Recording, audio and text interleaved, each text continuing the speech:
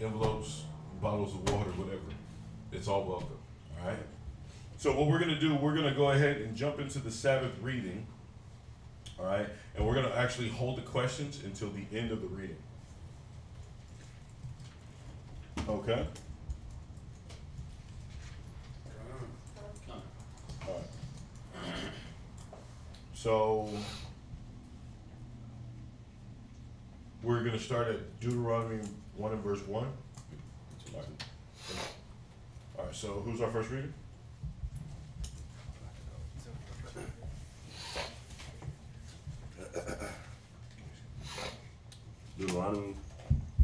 Deuteronomy chapter 1 verse 1.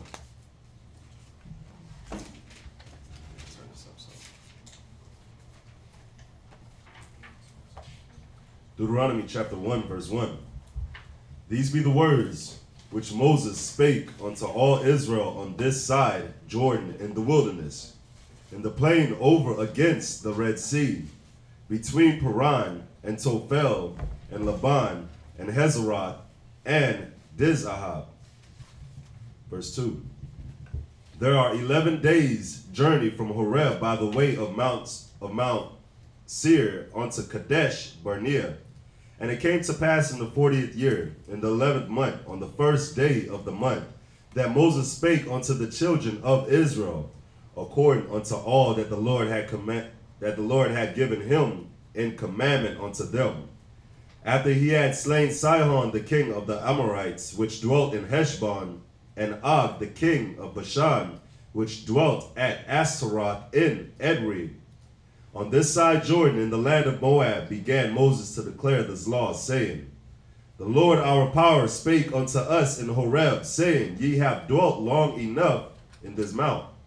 Turn you and take your journey, and go to the mount of the Amorites, and unto all the places near thereunto, in the plain, in the hills, and in the vale, and in the south, and by the sea side, to the land of the Canaanites, and unto Lebanon, unto the great river, the river Euphrates. Behold, I have set the land before you. Go in and possess the land which the Lord sware unto your fathers, Abraham, Isaac, and Jacob, to give unto them and to their seed after them. And I spake unto you at that time, saying, I am not able to bear you myself alone. Verse 10. The Lord your power hath multiplied you, and behold, ye are this day as the stars of heaven for multitude. The Lord God of your fathers make you 1,000 times so many more as ye are, and bless you as he hath promised you. How can I myself alone bear your cumbrance, and your burden, and your strife? Take you wise men, and understanding, and known among your tribes, and I will make them rulers over you. And ye answered me, and said, The thing which thou hast spoken is good for us to do. So I took the chief of your tribes, wise men, and known, and made them heads over you, captains over thousands, and captives over hundreds, and captains over 50s, and captives over 10s, and officers among your tribes. So right now what we got going on is Moses is establishing basically the military ranking positions. All right. He said he wise men in positions of authority. All right. Any questions? Okay. Go ahead. Verse 16. Verse 16. And I charged your judges at that time, saying, Hear the causes between your brethren, and judge righteously between every man and his brother, and the stranger that is with him. Ye shall not respect persons in judgment, but ye shall hear the small as well as the great. Ye shall not be afraid of the face of man, for the judgment is God's, and the cause that is too hard for you, bring it unto me, and go ahead. And I will hear it. So basically, you got these officers, you got these people in positions of authority to weigh out these small matters, right? So any small disputes a brother or a sister or a neighbor might have with each other, they're working it out. And if it was too great for that officer, then they would take it to a higher council. God? God. Because everything has to be done in a decent and orderly fashion. All right? Come. I said one thing too. In verse 15, when it says, "So I took the chief of your tribes, wise men and known, and made them heads over you, captains over thousands, and captains over hundreds, and captains over 50s, and captains over tens, and officers among your tribes." It's pretty much the same ranking system that the Israelite camps have, especially here in our camp. We have the captains of the thousands, captains of the hundreds, captains of 50s. I mean, yeah, the officers pretty much. But it's the ranking system pretty much. Yeah, keep the ordinances as I deliver them to you. 1 Corinthians chapter 11 and verse 1 and 2. Right? So that's what the same thing we keep. This is where we got it from. So it wasn't somebody's cooked up doctrine, but this is what was established from the beginning. Right? Got it. And then again, Moses is only talking verse 1 and 1. It says, "These be the words which Moses spake unto all Israel." So again, this wasn't for the rest of the world. This was the way we were set up for Israel. All right? Got it. And it says further on in Deuteronomy that this is going to be our sight. This is going to be our wisdom in the sight of the nations. They see our ordered structure. They're supposed to be following. All right? Got it. Go ahead. Verse 17. You're at verse 18. Verse 18. "And I command you at that time all the things which ye should do. And when we departed from Horeb, we went through all that great and terrible wilderness, which ye saw by the way of the mountain of the Amorites, as the Lord our God commanded us. And we came to Kadesh Barnea. And I said unto you, Ye are come unto the mountain of the Amorites, which the Lord our God doth give unto us. Behold, the Lord thy God has set the land before thee. Go up and possess it, as the Lord God of thy fathers hath said unto thee. Fear not, neither be discouraged. And ye came near unto me, every one of you, and said, We will send men before us, and they shall search us out of the land, and bring us word again by what way we must go up, and into what cities we shall come." That was it for me. Next reader. Next reader.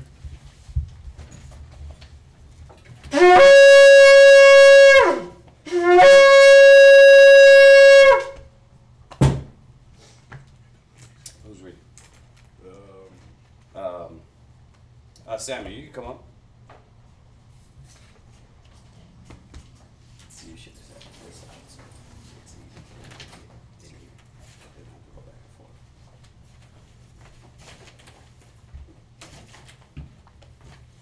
Samuel, Shabbat Tashah, Yahawadah, Ban Yasharala. Samuel, Shabbat Tashah, Yahawadah, Ban Yasharala.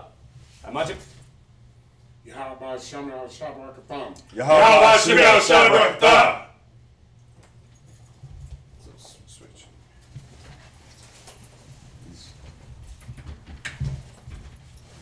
Oh, you gonna be able to get out there?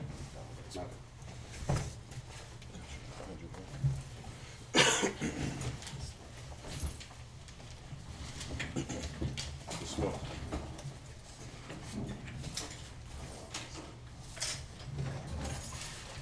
Testing.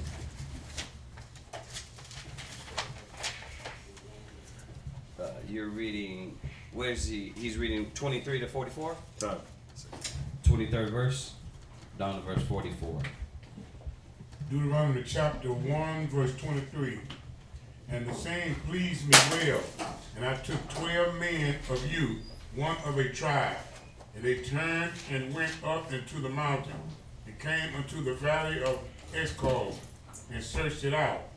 And they took of the fruit of the land in their hands, and brought it down unto us, and brought us word again, and said, It is a good land which the Lord our God doth give us. Notwithstanding, ye would not go up, but rebelled against the commandment of the Lord your God. And ye murmured in your tents, and said, Because the Lord hated us, he had brought us forth out of the land of Egypt, to deliver us into the hand of the Amorites to destroy us." Right, so, I mean, some of y'all that been here, like yourself, Samuel, y'all been constantly been in Sabbath class, you find out that it's a constant theme with Israel. You know, and that, you know, the Most High had us read during the Sabbath to get this knowledge. That way when we stay in this word, we understand the defects that Israelites had over generation and generation and generation, and why, you know, we shouldn't do certain things. So you look at certain of the defects of Israel, they're rebellious as hell. No matter what happened, all the glory, the dividing of the river, the curses on Egypt, Israel still came out rebellious. And that's what we're finding out, that, you know, that's Israel, man. That everybody's not going to be chosen. The Most High is not, he's not. Remember, he said as a drop to a wave. That's how many people are going to be saved. As a drop to a wave. Why? Because everybody doesn't, we're reading it. They have ears, but they hear not. They have eyes, but they see not. So you got to look at yourself constantly as we read through the law. That's what it's about. You know, like some of you officers that been here, you know, how many times have we read Deuteronomy already? You know, we started over. How many years? Every year we start over reading from Genesis all the way down. You know, so it's supposed to start to now be easy for you to see the scriptures, find them, right? Know your history, but also see the mistakes that and problems that we've had. So that part again, read a verse up real quick.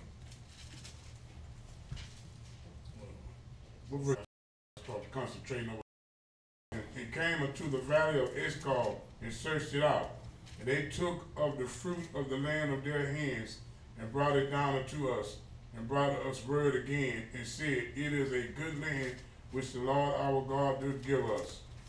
Notwithstanding, ye would not go up, but rebelled against the commandment of the Lord your God. Right, so why did they rebel against the commandment? Let's get the obvious out of the way. Israel's wicked, hard-headed, stubborn, rebellious. Okay, well, why did they rebel against the commandment? Let's look a little deeper. Why? They didn't understand it. Okay, good. What else? It's something that you guys, that you're not going to, unless you think real basic and deep, you're not going to get it. What? They're fearful. They're fearful. What else? I mean, Most High already had this election, like, already, so he already know that some was going to build and some would. Okay, who else? What else? Want me to give it to y'all? What you got? He said it in verse 21 and verse 22. But I'm looking for something specific. But what did he say? What did him say? him told them to go. He showed them their land, and then he told them to go possess it. But they wanted to say. Well, the key is right there. Oh. What? Because the report that had came back, you know what I'm saying, it put fear in their heart. Nah. And all of y'all are right, but what I'm looking for is that they looked at Moses. They never seen the Most High. So it's easy for a man. You coming from somewhere and say, yeah, the Most High told me. So now when you look at that, you look at it like that, you see why Israel was, a lot of them were blind and unfaithful, because they didn't believe in. They didn't see all the actions. What were they supposed to believe in? Not Moses, but they were supposed to believe that Moses was with the Most High because all the actions. So they didn't see the Most High. So when you look at the story, you're thinking like, well, man, if I was there, I would have been locked in. I would have seen this and that. Well, you are here, and you're still not locked in. Because if that's the case, then you would be seeing all the things that the Most High is doing for you, to you, changing you, your mind, your spirit, your thought process. So here's the question. Which one are you? Are you the fathers of the stubborn and rebellious, stiff-necked, hard-headed children? Or are you the fathers of the ones that are faithful and that were a faithful generation? So that's what when you look at the chapter, you're supposed to be asking yourself that. Which one am I?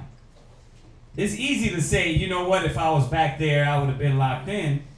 But you're here. You're here now.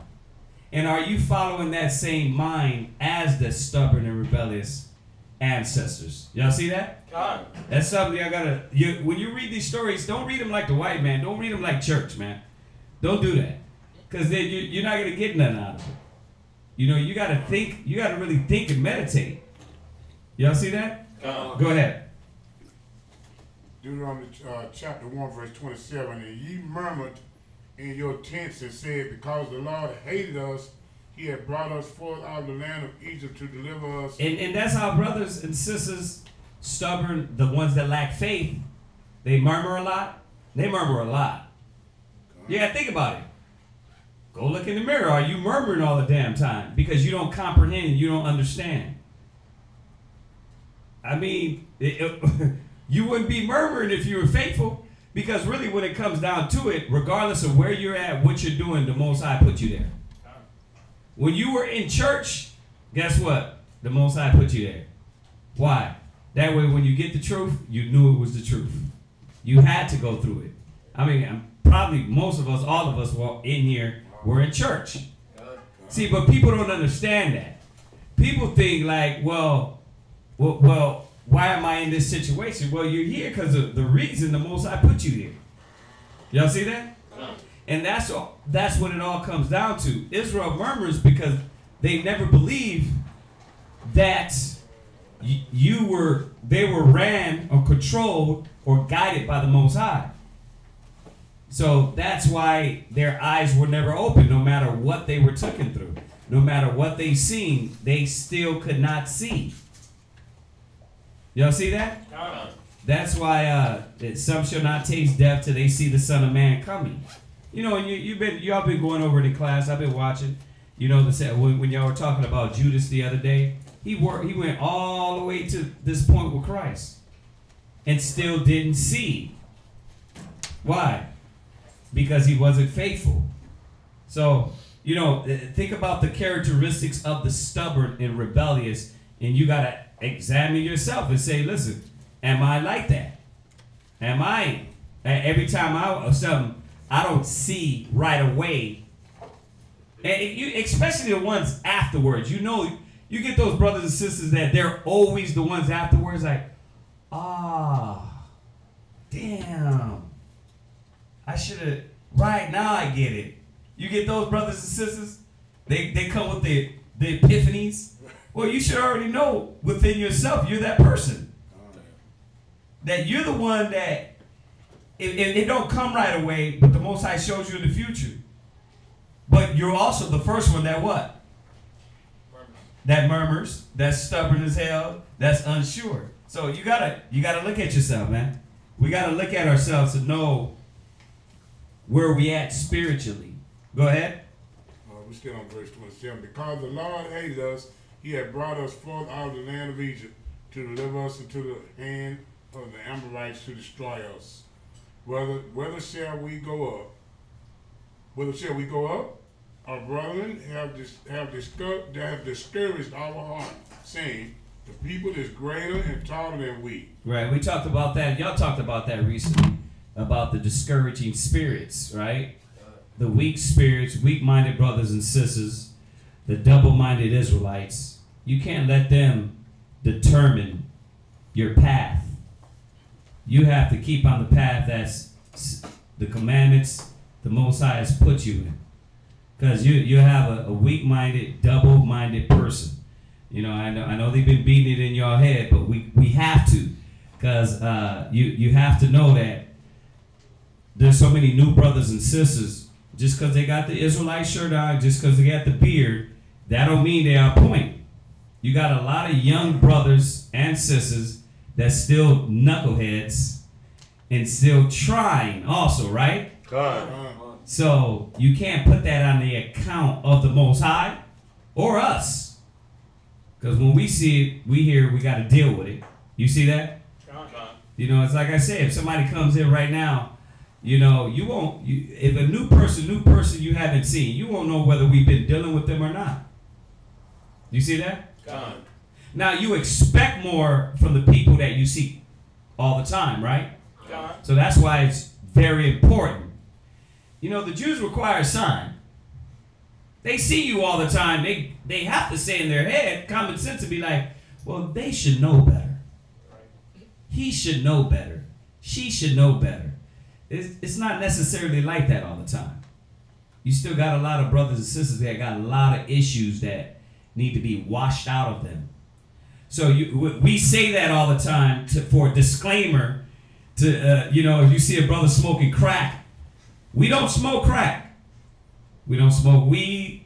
We don't get high. We don't do none of that, right? But if you see a brother with an Israelite shirt doing it on the low, does that mean he's an Israelite? Does that mean he's really affiliated? Hell no. Because that, first of all, that ain't Christ-like. Right? So, but you see how we have to explain this, because the common sense level, it necessarily ain't common sense. Well, I see him with y'all. He got long hair like y'all. That's what we do on YouTube, right?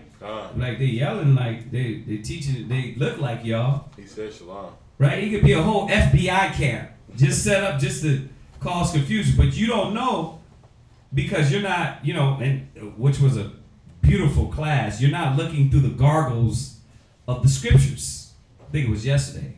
Really good class. So these are the things, man, the common sense things that we gotta constantly bring back to brothers and sisters' mind. That way you can keep focused, because yes, it's discouraging when you get that one brother or one sister that is not rolling under the Spirit of the Most High in Christ. And yeah, we working on and we deal with them, but they don't understand how discouraging and their weakness is affecting the body or affecting that new brother and sister. When they walk in, a new brother and sister coming in for Christ, they ain't here for all that drama. But you got people that's been here and cleaning and hard at cleaning themselves. They got issues. And a lot of times they don't think about selfish, right? But you'll see why we have to constantly explain this. Because we don't want nobody to come in here and think that's what we're about. Because we're not. You don't see us doing that. Right? We're not out smoking weed. Our car, you don't get it that smells like weed. You know what I mean? You see us consistent, right? Or know of our works, right? So these are the things we got to remind people, and it's your job as young officers, young leaders, real brothers and sisters to be able to say, nah, listen, hey, that's a new person. Or say that I don't give a damn if they've been here 10 years. If they're doing new works, if they're doing beginner works, I don't care. Oh yeah, tell a person to be like, yeah, that's a new person. You might want to talk to somebody that's been here a while. Why? That way they don't talk to somebody and they over there like, yeah, and then they talking to them, they pull out a cigarette. It's like, what the and then you be thinking that we roll like that. Y'all got to stand up. We have to stand up. Y'all see that? Because our name get, blasphemed through a new brother or a new sister. And I'm not saying that we're better than them, or any of that. What I'm saying is we got to be conscious and aware of what the hell's going on, because we're doing a lot of good works. These brothers and sisters in Trinidad, they're out there, they're ready for us. You know what I mean? You have a lot of brothers in different states and sisters in different states that watch us, that if they don't watch us live, when our class ends, we automatically get 200 views.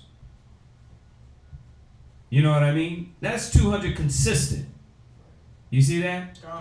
So I look at our class and think about it. If you stay 3 hours of it, yes, you got some. But if you got people consistently clicking on 3-hour classes, they want class. You go sit 3 hours in class, you're serious. Y'all see that? So you got to think about our example and the standard. It's very important. Y'all see that? The cities are great and walls up to heaven. And moreover, we have seen the sons of the Anana. I think y'all talked about this a little bit last week also, about the giants.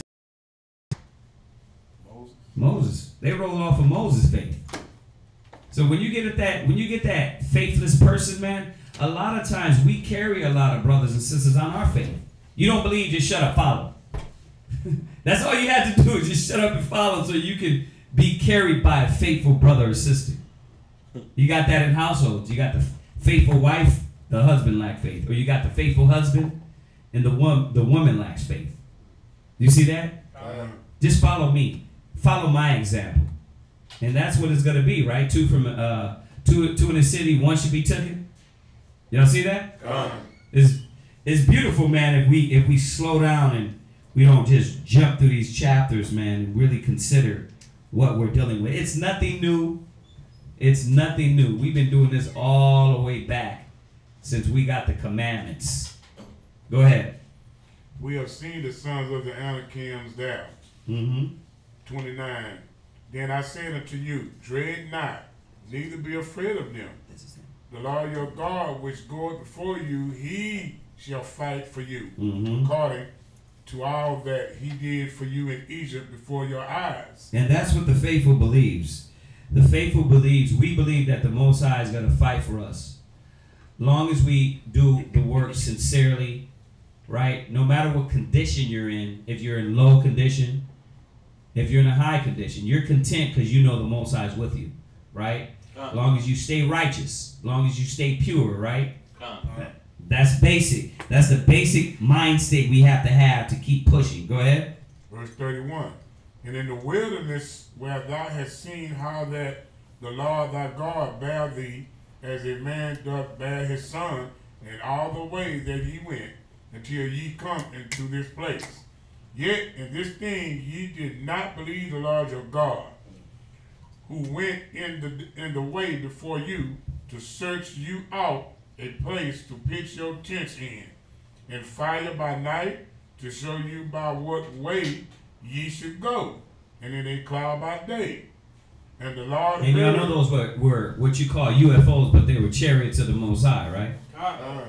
This was a cloud by day, a pillar of fire by night.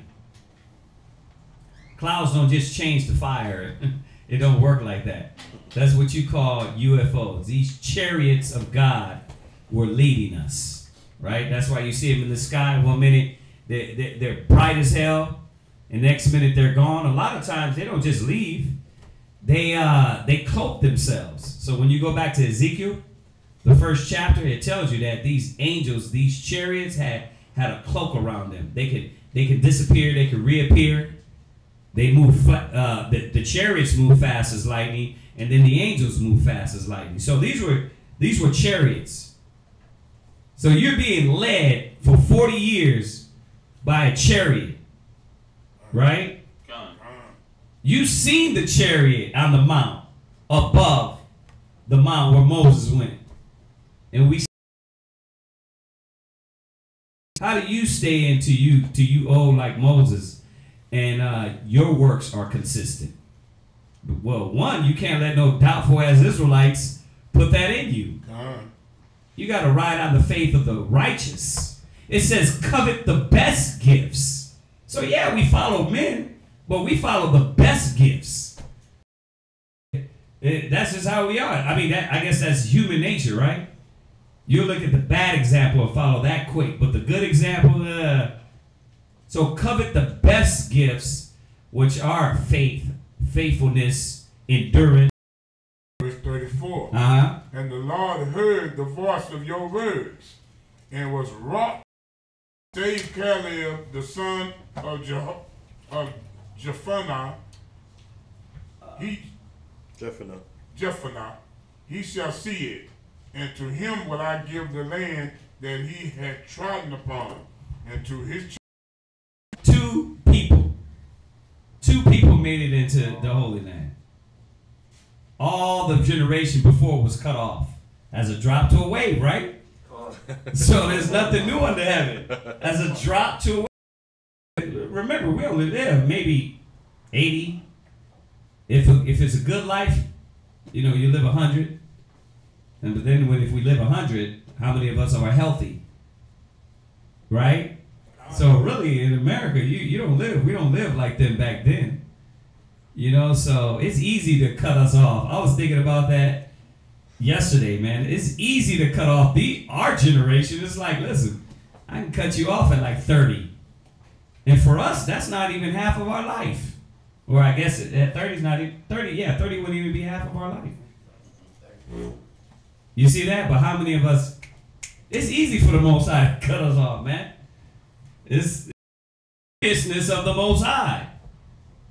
And there's a class I'm going to go over on that. The Most High don't care how long you've been in the truth, how much knowledge you have. It's to the one that endured to the end. He don't care. You know, brothers, I've been in the truth, brother. I've been putting in all these work. You know, like I said, I've seen brothers in the truth 30 plus years, but they're not gone no more. Brother, we've had brothers. So what I supposed to come back and be up under these brothers? Yes. Yes, because it's not about that anyway. You fell off. We've had brothers tell us that. So it's not. That's what it's about. Moses was good. He didn't even get in. He didn't get in. Watch, we gonna read. He was like, you get to peek over the hills. That's what it be like, but you're not gonna get it. Y'all see that? So y'all gotta really realize, man, this is you know, brother's been saying it, but this is not a game. You know, listen, if you think like the white man, I was watching something the other day. Actually, I was reading something the other day. They're like, the Bible was a fairy tale, everything was made up. It's just a good story. That's how a lot of our people think. Why? Because if you didn't think like that, you would know the most. But a lot of people think like, oh yeah, well, Most High gonna get me. Whatever. Khan, he's gonna check me, brother. I'm waiting for it. Right. Come see me. Where's it coming, Khan, brother, I fear, right? But you don't understand how the Most High work. So, y'all see this, right? These are the things, man. I like bringing out these points. Yeah, we're gonna read through it, but it's just a lot of really good points in here, man, that we gotta pay attention to. Go ahead. Verse 38. But Thither. encourage him, for he shall cause Israel to inherit it. You gotta think about it. I'm not gonna make it, but I still gotta encourage him. I mean, you can do that. That's hurtful. Oh, brother be like,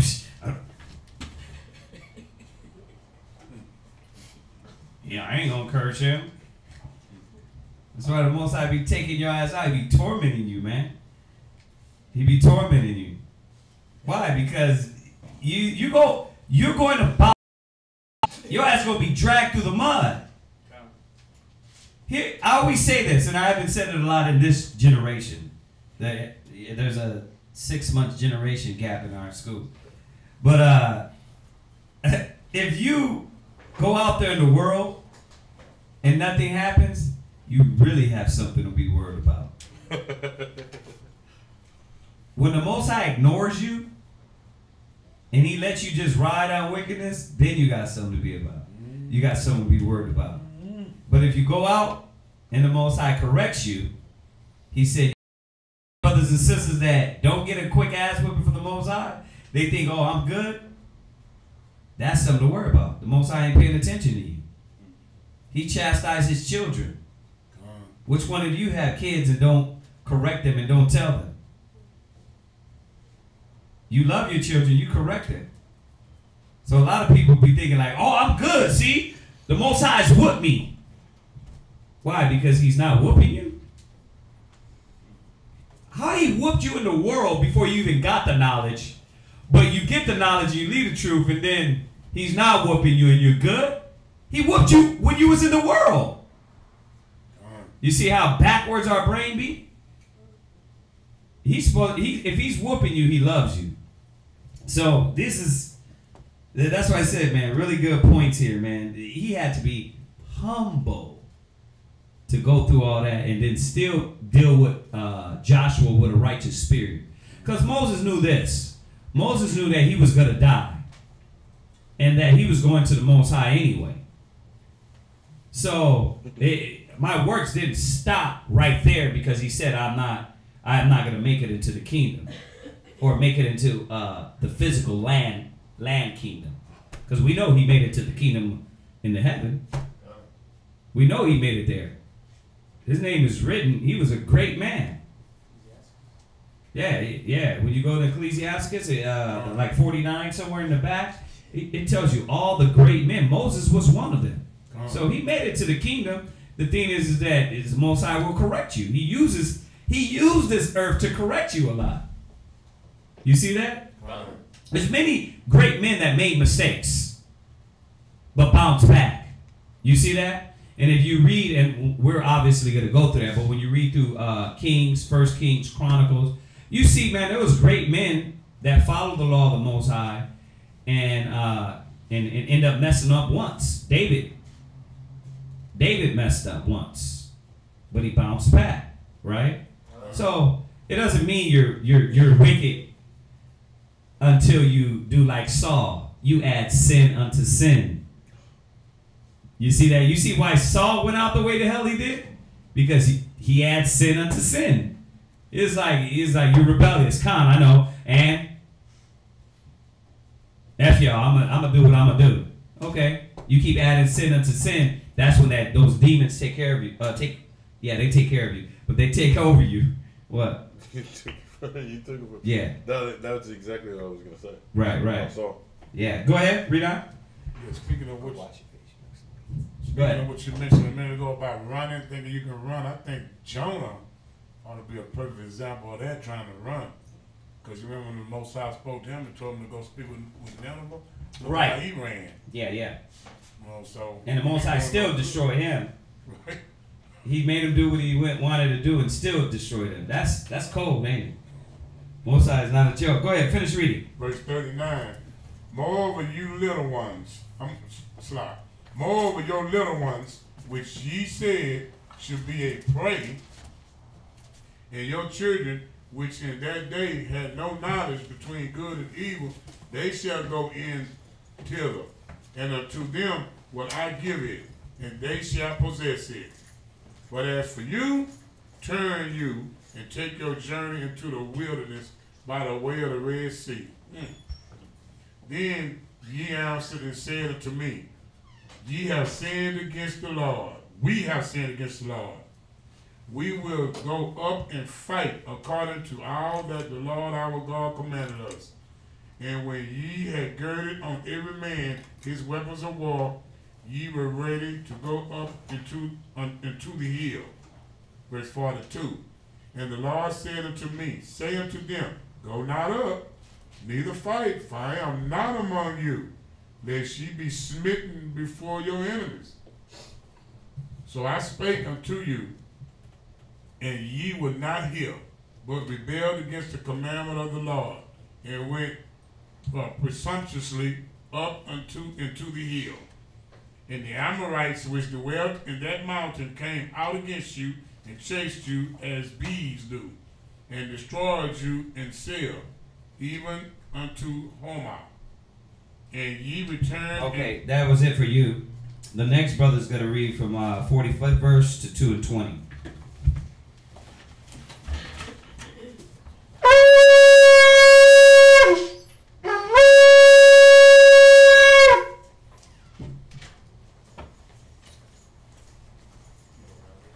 No, come on, y'all.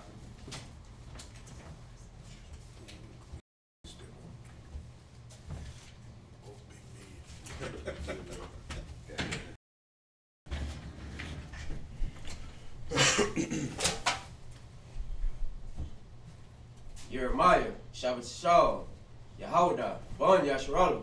Jeremiah, Shabbat Shalom, Yehodah, Bon Yasharallah. Men of Israel, Majib. Yahweh Hashem Yahweh Shabbat.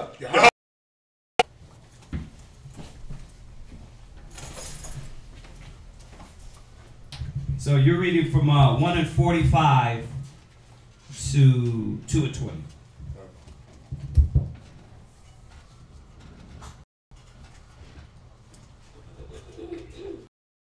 Voice, nor give ear unto you. So ye abode in Kadesh many days, according to the days that ye abode there. Chapter 2 and verse 1. Then we turned and took our journey into the wilderness by the way of the Red Sea, as the Lord spake unto me, and we compassed Mount Seir many days. And the Lord spake unto me, saying, Ye have compassed this mountain long enough. Turn you northward. And commanded thou the people, saying, Ye are to pass through the coast of your brethren, the children of Esau, which dwell in Seir, and they shall be afraid of you. Take ye good heed unto yourselves, therefore. Right, and do me a favor. See, when we go over things like this, what y'all gonna do is look up the Bible maps during this time. That way, people online can see them. And we gotta get our maps in here together also. So Esau was in Mount Seir. Esau lived in the mountains. Okay. Just like they ended up in the Caucasus Mountains, right? Same thing. Okay, go ahead. Deuteronomy chapter 2 and verse 5. Meddle not with them, for I will not give you of their land. No, not so much as a footbreadth, because I have given Mount Seir unto Esau for possession. Ye shall buy meat of them for money, that ye may eat.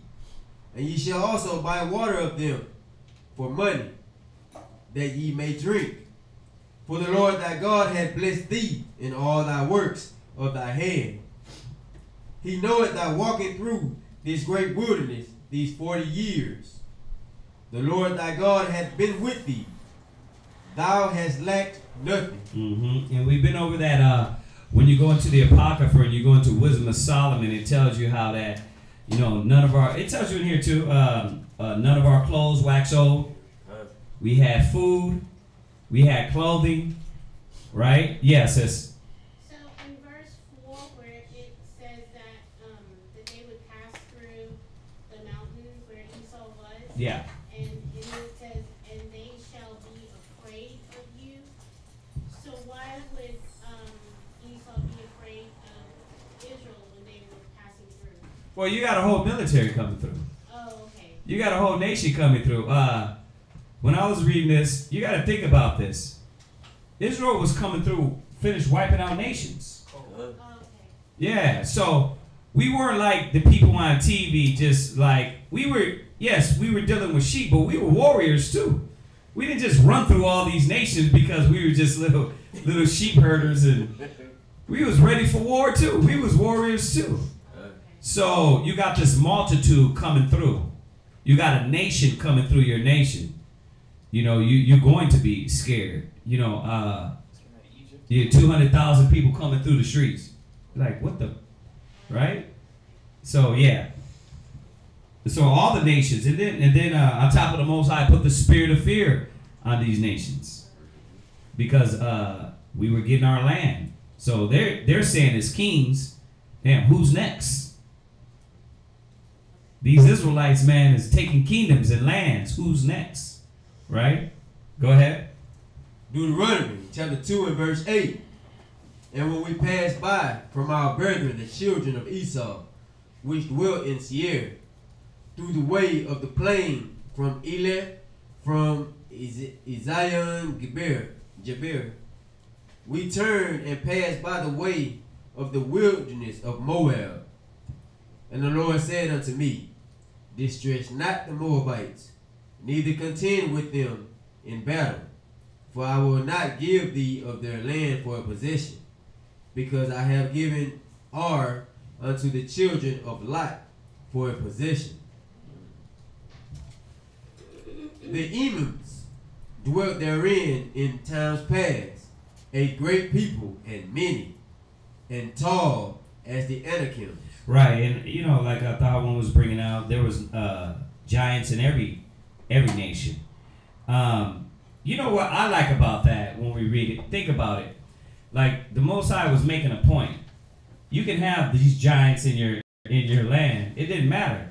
I'm gonna take right. Thrash. So that was more showing the power of the Most High, how he could use anybody. Right? The David and Goliath story, that's what it was about. It's like, listen, I could use somebody that's not as big as you. David was still big, he just wasn't as big as Goliath. But and overthrow you. So that's why when you read about the giants and all that, you can see why it's thrown in there. It's like all of them had him in there, but he's like, listen, look what I did. The Most High is constantly throwing in his faith. Look, you're faithless. You're doubters. Look, these people were big. They were more. But I still use you, and we overthrew these nations, and you're greater and mightier in wisdom and understanding. And it goes down and tells us that. Go ahead. Deuteronomy chapter 2 and verse 11, which also were accounted giants, as the Anakims, but the Moabites called them Emims. The Horims also dwelt in Seir before a time, but the children of Esau succeeded them. Now, listen. This is very, very important. All right? If you guys are, what you should be doing, like Abiyar, writing everything down, and like a Rob, you guys have to understand that we took over lands and moved nations out of lands. So here's the ignorance of Esau. They're talking about Esau, the Arabs. Okay, first of all, when you look at Esau, the so-called white man transitioning, Esau don't live. The white man don't. Does he still live in the Caucasus Mountains? So why would you think that him moving through these Arabic lands or controlling certain those lands back in the days, why would you think he's still supposed to live there? So here's the ignorance. So I looked up on Wikipedia. I'm trying to figure out where the hell are they getting this Arab thing? Well, if you Wikipedia the Edomites, that's where they're getting it from. They're getting this from the so-called white man telling them, oh yeah, they're Arabic people. I was like, wow, really? You got all these so-called studied Israelites, not studied, to know that when you deal with a people and the migration of a people, and when you deal with the anthropology of these people, they migrated from these lands. That's like saying everybody over there is the people of the lands. Y'all see that? It don't make any damn sense. The white man used to live in the Caucasus Mountain. They're not there no more. Right, because they came out. Listen, we're not in our land no more. Listen, the Chinese are not in their land. The Japanese are not in their land. Why? Because nations came through, conquered centuries. Y'all see that? So when you even read on Gomar, Magog, Madai, Javan, the sons of Japhet, who live in Japhet's land now? The Greeks, right? Spain, Russia, Italy, right? The French, Japhet don't live in that land. So the ignorance is beyond. It's so simple too, because if you know that kingdoms and nations conquered and migrated the people out, put them in slavery, put them in other lands, right? Even Israel, during the Assyrian Empire, what happened? What did the Assyrians do to us? They took us captive. They took us captive, right? But what happened? They took our land and did what? They took us out of our land and went and put Ethiopians in our land. Then the Ethiopians couldn't deal with the power of Abraham, Isaac, and Jacob, so he had to bring priests back in the land to teach the Ethiopians how to be priests. This is his history.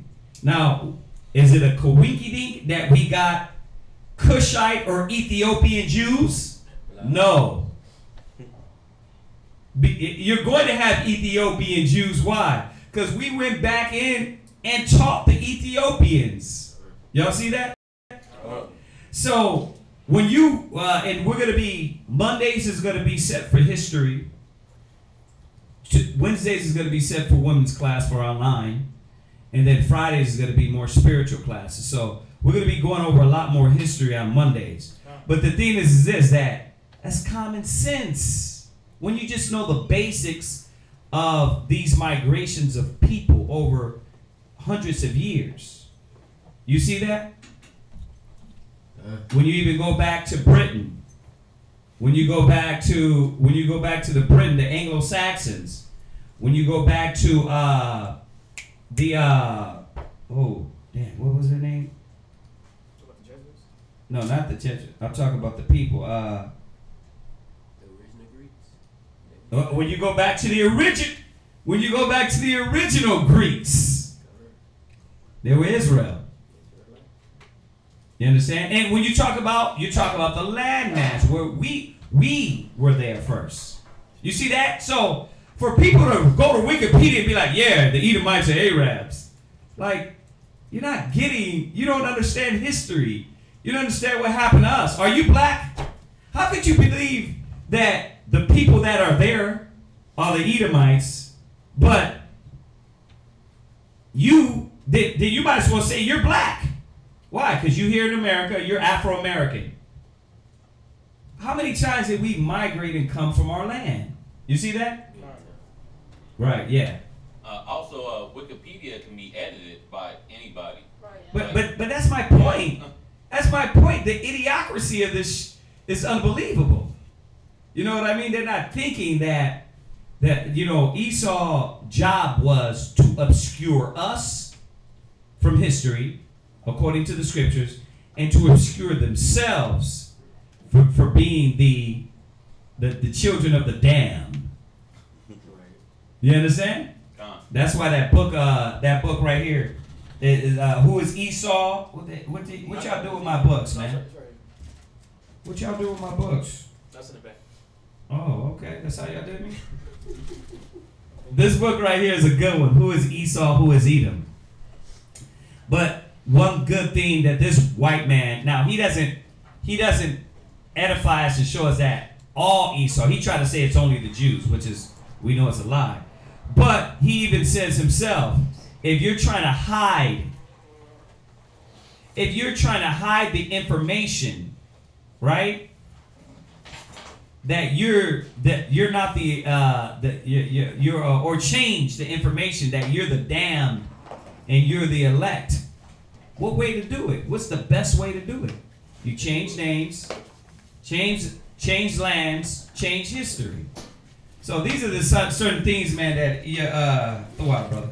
These are certain things, man, that if you sat in class before you open up your mouth, and I know we say it over and over again, but to me it's dead. It's like, oh, here we go again. But it's the common sense, right? If you had sat and learned just the basic common sense of we migrated out of our land, the white man migrated, pushed people out of this land. The true Chinese were pushed out of the true Moabites were pushed out of their land. Y'all not understanding. Those people over there, a lot of them, they're mixed. Yeah, a lot of them are Israelites. A lot of them are heathens. I seen the brother Parazal. He was talking about the Indian people. There's a certain sect of Indian people that are Israelites. I blew my mind. Like Elam? Yeah, Elam, yeah. It was a certain sect of Elamites that are Israelites. But my point is this, that you don't know until you study and research the migration. Where these people left, what people came in, what people took over. Y'all see that? So these are a lot of, that's why it takes, Yeshai keep hitting me with it hard. He keep hitting me with it hard. He keeps saying, a lot of these brothers don't know their history. And if they don't know their history, they're gonna lack a lot of understanding in the scriptures. And it's true. It's true. You need a lot of the history to understand, especially with things popping up now about Esau and the Arabs, or the people that lived in this land, and or Ruth the Moabite. Like, you would know. What century? Who was there during that time? Right. You see that? They got caught up with. Go ahead. Talking about Taman that they done, and about Arabia, but that's who he mixed with. Right. But that's not who they are. Yeah. So it's just certain things like that that we got to keep in mind. And what you guys got to do here, you got to take those notes, and then you'll be able to go and research on it. Y'all see that? But remember, in history, there's always two sides. There's always his story and the true story. Y'all got to remember that. There's always his, right? Let's cut them off from being a nation that there'll be no more. But he stripped every nation. See? He stripped every nation and moved them into different landmass. So, I get books, all your history books and things like that. Listen, get the Bible down first. Get the Bible down. Let me not scare some of y'all. Because you see what they're doing with the Babylon, the author Coesler, the 13 tribes.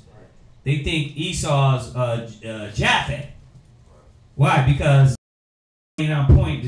Y'all get that? Do y'all? These books are not on point 100%. They got bones in them. You have to know that, and the only way you're going to know that is knowing the Bible. Let the word God be true and every man a liar, and it got to coincide with the Bible. Y'all see that? Like I said, who is Esau, who is Edom? He tells you that the Jews are Edomites. But he don't tell you fully the Edomites are the so-called white people. You see that? He throws some bones in there. He's not going to tell you everything. He's a white man. Rudolph R. Windsor, he's a black man, but he doesn't give you the full information. Y'all see that? Because he doesn't know the Bible. The author Coesler, the 13 tribes, the lost tribes and promised lands, they give you some meat and a lot of bones. Y'all get that? All right, man. Go ahead. Deuteronomy chapter 2, verse 12, second precept.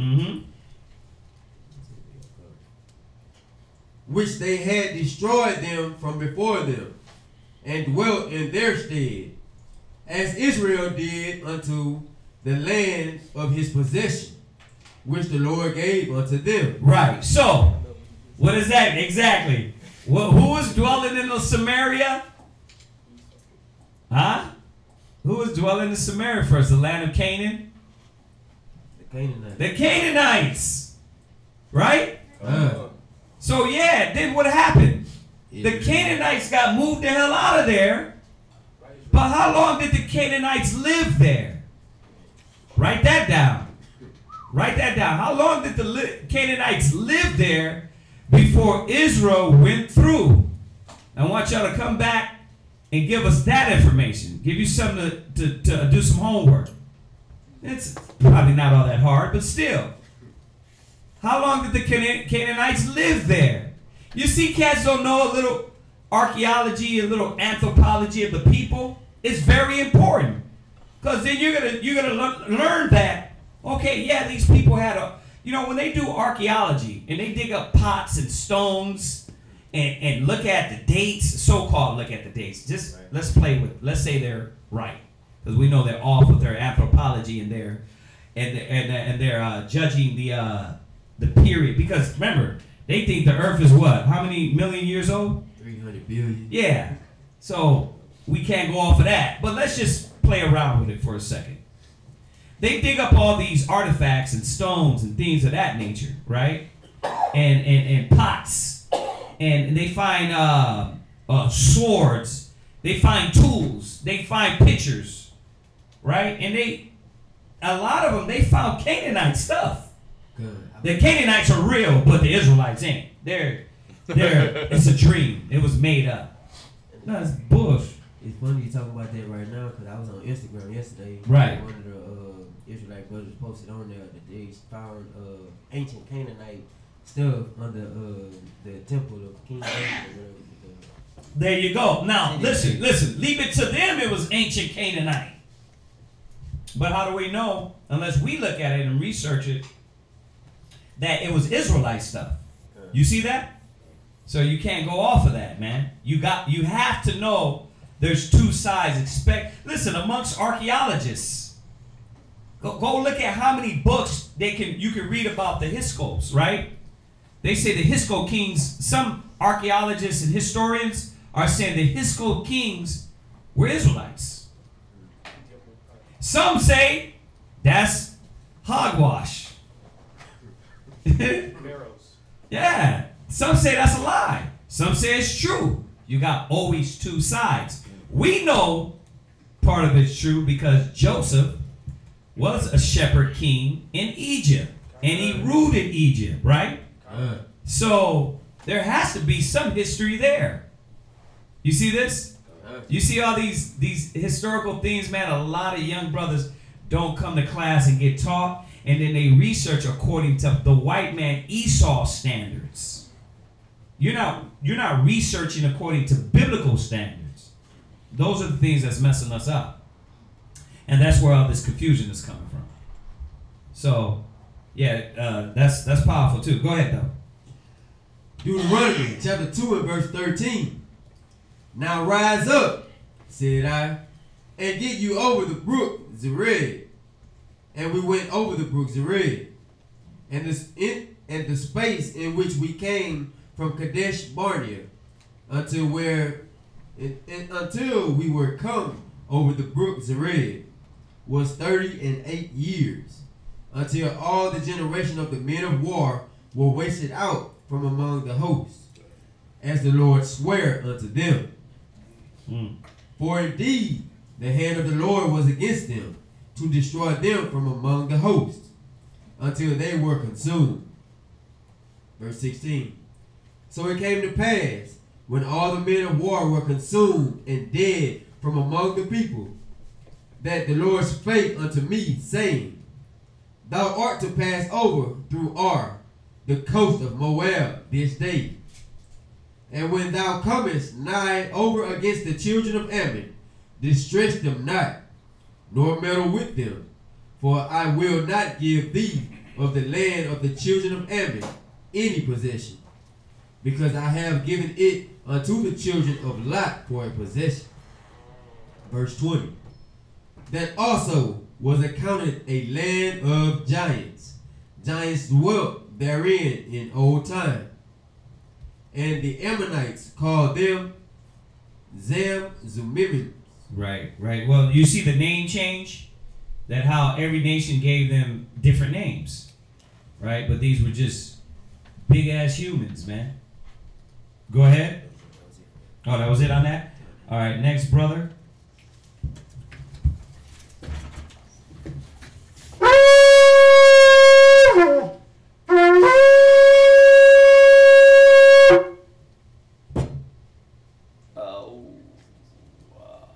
Let's do Ray.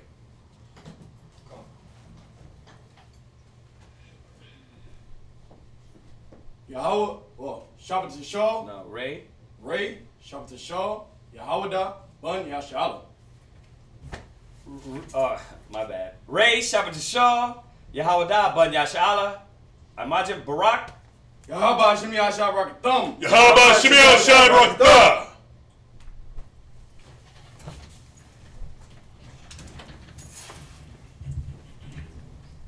And if you don't know, I'm sure you've been told. He's just saying his name.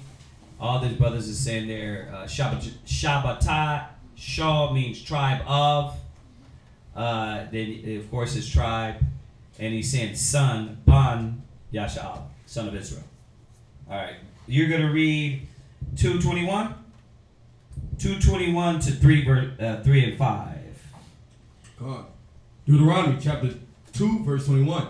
A people great and many and tall as the Anakims, but the Lord destroyed them before them, and they succeeded them and dwelt in their stead, as he did to the children of Esau, which dwelt in Syria, when he destroyed the Horims from before them, and they succeeded them and dwelt in their stead even unto this day. And the Avims, which dwelt in Hazarim, even unto Azara, the Caphtorims, which came forth out of Caphtor, destroyed them, and dwelt in their stead. Rise ye up, take your journey, and pass over the river Arnon. Behold, I have given thine hand Sihon, the Amorite, king of and contend with him in battle. Right. So remember, this is a mighty people, man. The Amorites. They've been around for a while. So, Most High is doing something beyond just taking land. He's making a statement. Go ahead. God, Deuteronomy chapter 2, verse 25. This day will I begin to put the dread of thee and the fear of thee upon the nations that are under the whole heaven, who shall hear report of thee, and shall tremble, and be in anguish because of thee. Verse 26. And I sent messengers out of the wilderness of Kedemah unto Sihon, king of Heshbon. I will neither turn unto the right, only I will pass through on my feet. Verse 29. As the children of Esau, which dwell in Seir, and the Moabites, which dwell in Ar, to me, until I shall pass over Jordan into the 30. But Sihon, king of Heshbon, would not let us pass by him. For the Lord thy God hardened his spirit and made his spirit this day. Verse 31. And the Lord said unto me, Behold, I have begun to give Sihon and his land before thee. Begin to possess people to fight at Jahaz.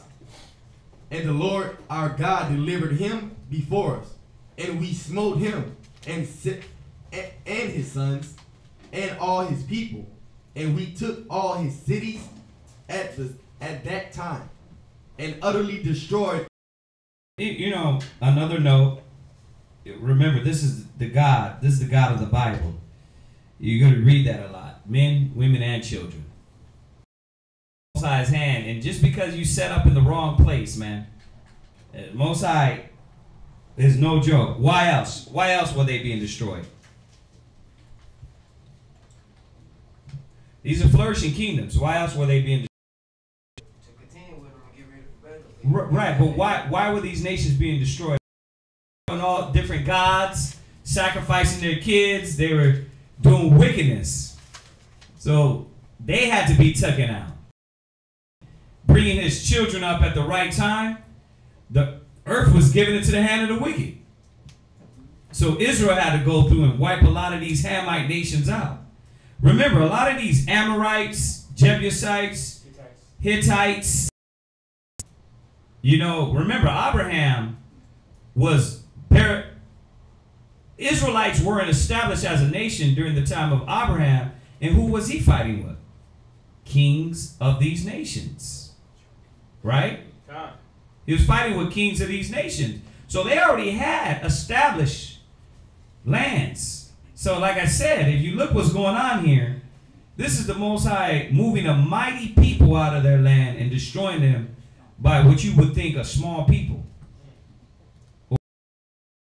They builded their kingdom. These people and kings, why the Most High was taking them out? Because they were wicked as hell. They weren't righteous. What you got over there? This is Heshbon. Let me see real quick. I just want to. Where is it?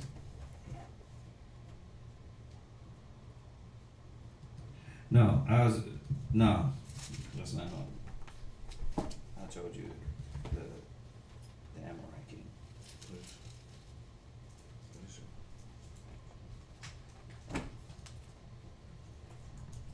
Okay, go ahead, read that. Heshbon, an ancient city of the Moabites, laying nearly 20 miles east of the Jordan. Sihon, the king of the Amorites in the day of Moses, took this and surrounded the country of the Moabites. And Israel, in turn, took it from Sihon. That was the king. You can read that in Numbers chapter 21. Right, what else they got in there? It says the tribes of Reuben asked Moses for the land. Right, and that's what's gonna happen when we read down. We end up taking that land, Like it's saying for the tribe of Reuben. Was that anything else on the king? That was it. Yeah, they all go together. You said what? They like Reuben, Ammon, Manasseh, Moab. They all stayed in there. It was like it was all next door neighbors. Stayed in that area, right? Yeah. Go ahead, read.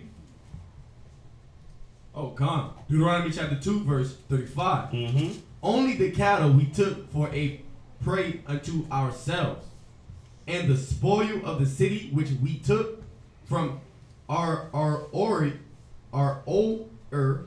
which is by the brink of the river of Arnon, and from the city that is by the river, even unto Gilead, there was not one city too strong for us. The Lord our God delivered all unto us. Only unto the land of the children of Ammon thou camest not, nor unto any place of the river Jabbok, nor unto the cities in the mountains, nor unto whatsoever the Lord our God forbade us. Mm-hmm. Deuteronomy chapter 3, verse 1. Then we turned and went up the ways to Bashan, and Og the king, or Og the king of Bashan, came out against us. He and all his people to battle at Riyah. Verse 2. And the Lord said unto me, fear him not, for I will deliver him and all his people and his land into thy hand, and thou shalt do unto him as thou didst unto Sihon, king of the Amorites, which dwelt at Heshbon. So the Lord our God delivered into our hands Og also, the king of Bashan, and all his people, and we smote him until none was left to him remain. Just this on the King Og. He was an Amorite king of Bashan, right? He was a man of gigantic stature, a physical characteristic of which there is strong evidence among the Canaanitish tribes. So again, this king is saying he was basically a gigantic person. Yeah. But Israel still, put that belt to the butt. You know what I mean? All right. Put them to flight. All right. So was that it? Go on. All right.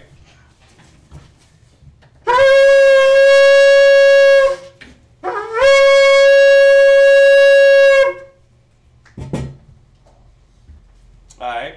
Next, brother. Who didn't read? Zion?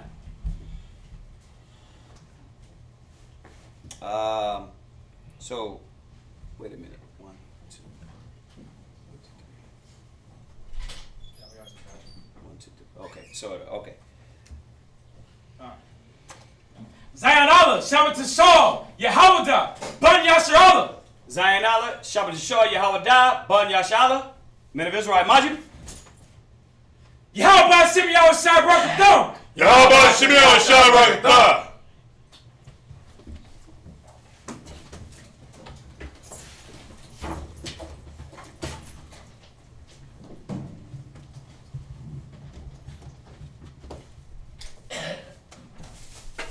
Yeah, and that's what y'all should be doing. Is remember, you got your Zondervan for a reason. When we go over these kings, why do you think Thahawam, you know what I mean? Why do we think we have so much information? Because when we're reading all these things, if you don't know something, just grab your Zondervan, look it up. Y'all see that? Note it. Write it down. That way you can go back. That's how you study. See, we gotta stop. We gotta stop just sitting here just to listen. You gotta be learning. You understand? That's gonna get you better at knowing where these cats dwell, where they come from, right? What happened to them. Then you can go back and look at the actual dates of these kings. I was looking for my other Bible, man. I got a Bible online. It's a chronological order Bible. Somebody jacked mine though. I bought it and it's gone. But yeah, you need to get one of those because in there, huh? You got That's like segment. you got it in. You got both. Somebody, it was a brown book. Yeah. Where is it at? Cause somebody, man. It should be right. That's it right there. I don't know. Is it? Yeah, you got it. I was looking for this. Anyway, but yeah, this chronological Bible.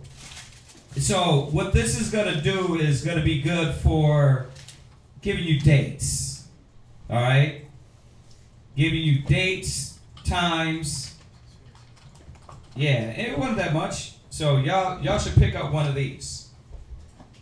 It's a now it's a new KJV. It's just worded new. You might not actually like do a lot of reading, you know, because the wording is different. But you're going to look at the dates and stuff they give you in there, and the maps.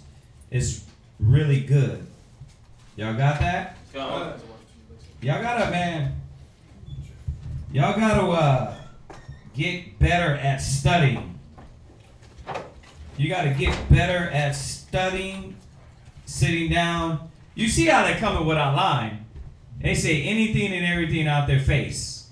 So you gotta, if you hear it, note it, write it down, ask, then you go back, you study, you get the information. Y'all see that? It's gonna make you sharp, man. Well, listen, we're raising you brothers and sisters, man, to be scholars. Not, I keep saying it, not robots. Scholars. Y'all get it? I was gonna say on that note, on that same note, that's like the scriptures talk about in Matthew's, laying up yourselves treasures in heaven, right? That's when you actually study. When you actually study to show yourself approved to the Most High, you're actually putting a jewel in your heaven, in the heaven of your mind, that nobody else could take down, that nobody else could rob from you.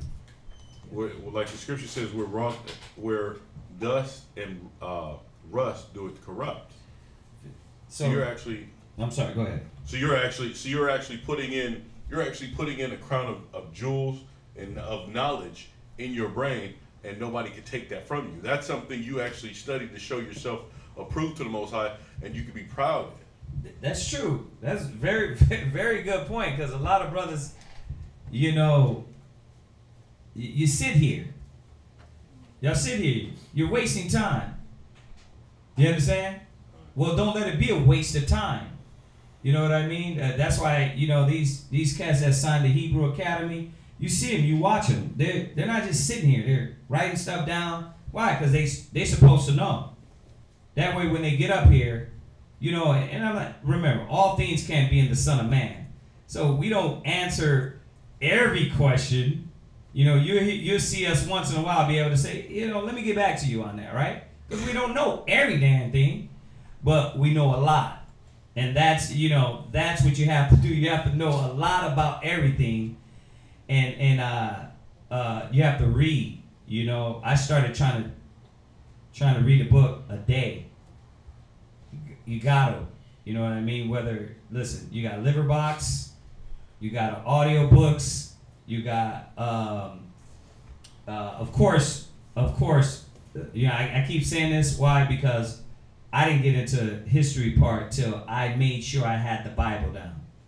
You know, because you see what's happening when you don't have the Bible down, right? God.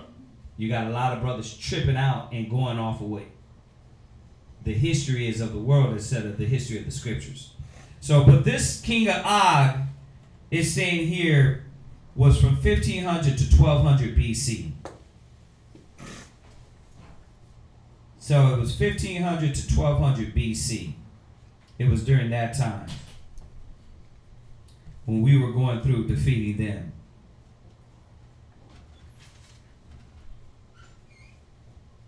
Yeah, that's why I got this too, man, because some of the dates is easier on here.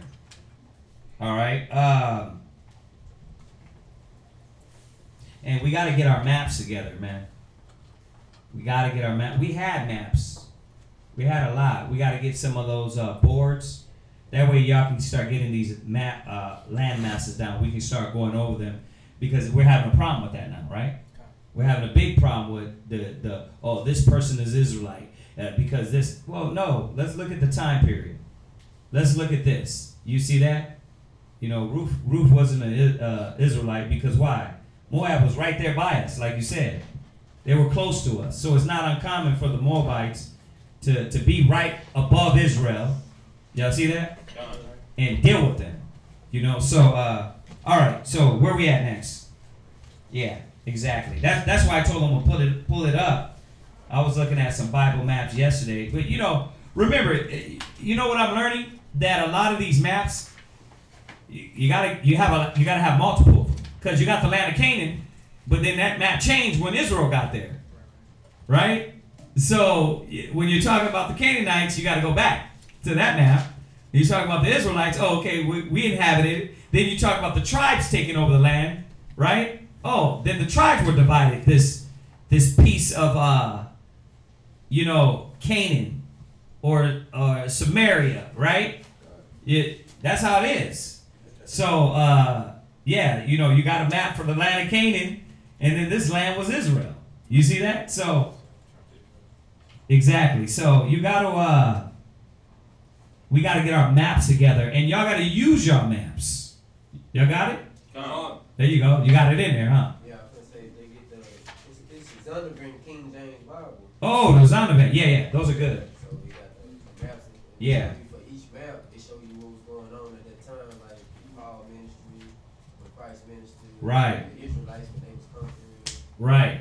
I got there's another app I got also. It's called you know that Bible Gateway we use for the audio Bible? Right. Well, it was only $3 and I paid $3. And in here they give you, when you pay the $3 for the resources, you get Bible maps, you get all that stuff.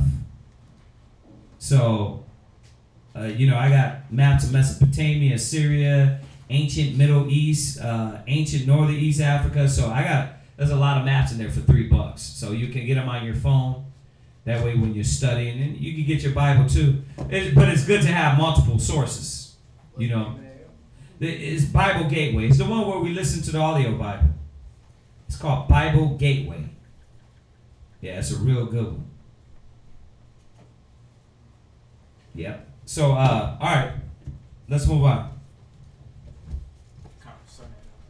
We're starting at you're starting at 3 verse 6 down to verse 22. Then we're gonna jump to Isaiah 1 verse 1. This is Deuteronomy chapter 3 and verse 6.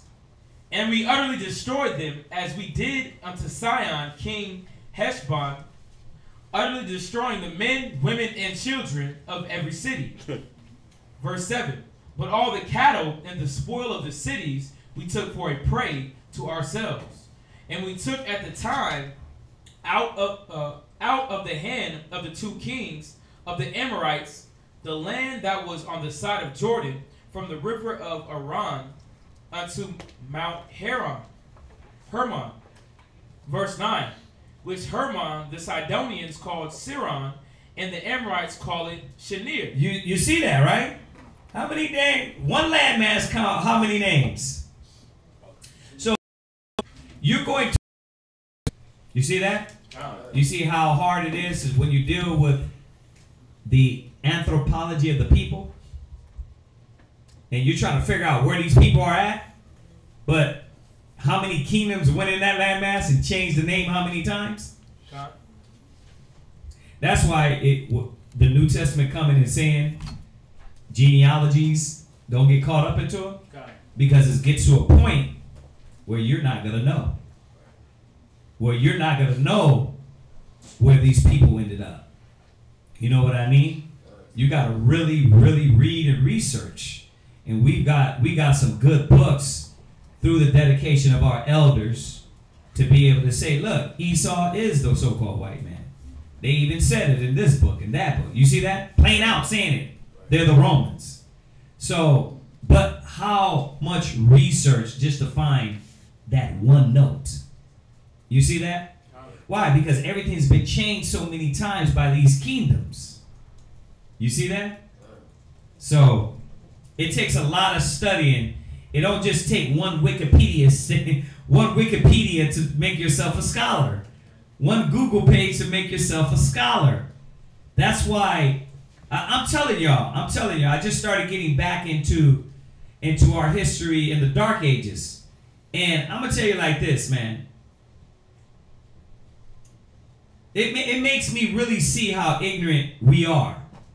And what I mean by that, I put myself in that slot because we're Israelites. But there's a lot of brothers and sisters that really think if they go to Google, they're now scholars. It takes research on research on research. That's why a lot of scholars laugh, you know, at us. Because brothers don't know what the hell they're talking about when it comes to a lot of history. Now, we know they laugh too because they're being told the truth. But at the same time, a lot of brothers ain't really studying. They're going off of Wikipedia and not really researching books on books on books. You know why? You know why I can say that? Because it takes time. Yeshai, Shar, Kazak, all these cats back, you're talking about 40, 50 years in the truth. And you're a little 2 years, 3 years in the truth. You figure, oh, brother, I've been researching. I've been going into it deep. How? What books you got? I went to Wikipedia. I went to Google. But what books you got? You find out brothers don't got books. They don't got books on the subject talking about it. And that's why they look ignorant as hell. You see that? And we're lucky because we had good elders that did the research. You know what I mean?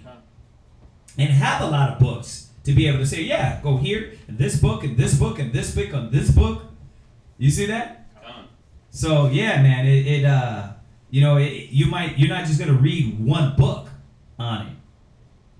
You know, they always told me you gotta have three references before you call it fact, right? You've heard that before too. See, 3 good, but nowadays we gotta have more. Sheesh. Because Israel's stubborn as hell. Well, how you know that? Here. How you know that? Here. How you know that? Here. Okay. You see that? You know, so yeah, man, we gotta study, man, and really be scholarly when it comes to this. Go ahead. This is Deuteronomy chapter 3 and verse 10. All the cities of the plain, and all Gilead, and all Bashan, and Salcha, and Edrei, cities of the kingdom of Og and Bashan. For only Og, king of Bashan, remained of the remnant of giants. Behold, his bedstead was a bedstead of iron. Is it not in Rabbah of the children of Ammon? 9 cubits was the length thereof, and 4 cubits the breadth of it, after the cubit of a man. Verse 12. And this land, which was possessed at that time from Arar, which is by the river Aron, and half Mount Gilead, and the cities thereof, gave I unto the Reubenites and to the Gadites. Verse 13. And the rest of Gilead and all Bashan began the kingdom of Og. Gave I unto the half tribe of Manasseh all the region of Argob. Right. So if you look at the transition, if you do that little switching over, you will see it switching over from them to these tribes. So if you got the map, like I said, we got to get our maps together. Maybe we can have them by next week at least. You'll be able to see the transitioning from them to now where you got all these tribes inhabiting these lands. When these great people were washed up out of there. Y'all see that? So you're going to have a mixture of artifacts there. You know? On top of Israel keeping a lot of their artifacts and stuff. You see that, right? We conquered them. We took over. You see why history it's a lot. It ain't just one theme. It's a lot, man. That's what I'm learning. It can get confusing too. Going into the kings of England, like there's how many Edwards and how many James it's like James the first, second, third. You know what I mean? It can get confusing, so you got to really study. What's up? No, just about how the Reubenites and Gadites was in the land where Moab supposedly stayed. It's in that same area. In that same area, huh? You can see, yeah. All right, go ahead. It adds what you said. No, yeah, you're right. Go ahead. Verse 13. And the rest of Gilead and all Bashan being the kingdom of Og, gave I unto the half tribe of Manasseh all the region of Argob with all Bashan, which was called the land of giants. Right. Oh, there you go. There you go. See, they got a good map on there. That's good. So you're seeing, y'all took it off. They got a good map on there for y'all brothers and sisters online. That's good. They need that. Go ahead. Verse 14. Jair, the son of Manasseh, took all the country of Argob unto the coast of Jeshuri and Machathi, and called them after his own name. Right. Now, why is this important also? What? It's showing like whenever a land was conquered, the conqueror always named it after himself, just like Africa and America. Right. Exactly. But it also is going to help us to understand that a lot of times when you're looking and researching about the people, y'all see that? You got to research for different names. You can't research for the first name that it was called. You might have to do it the third name. You see? It takes a lot of research. You can't find it, and that's what's happening with a lot of long names. Y'all see that? On top of the madness that they hid, they're hiding a lot. We can't act like they don't know. They know too. You know, all those artifacts that the Roman Catholic Church has, they know. But there's a lot of things that they don't know. The peons, because the church and you're looking and you want. He's not called the white man. He's not called the white man. No, there's no history as the white man. You know, just like no history of the black man. Right? You got to get their historical names. Chapter 3 and verse 15. And I gave Gilead unto Mashir, and unto the Reubenites and the Gadites I gave from Gilead even unto the river Aran half the valley, and the border even unto the river, even unto the sea of the plain, even the salt sea under Ashdod-Pisgah eastward. And I commanded you at that time, saying, the Lord your God hath given you armed before your brethren, the children of Israel, all that are meet for the war. Verse 19, but your wives and your little ones, your cattle, for I know that ye have much cattle, shall abide, and the Lord have given rest unto your brethren, as well as unto you, and until they also possess the land which the Lord your God hath given them beyond Jordan, and then shall ye return every man unto his possession, which I have given you. Verse 21, and I command Joshua at that time unto all the kingdoms whether thou passest.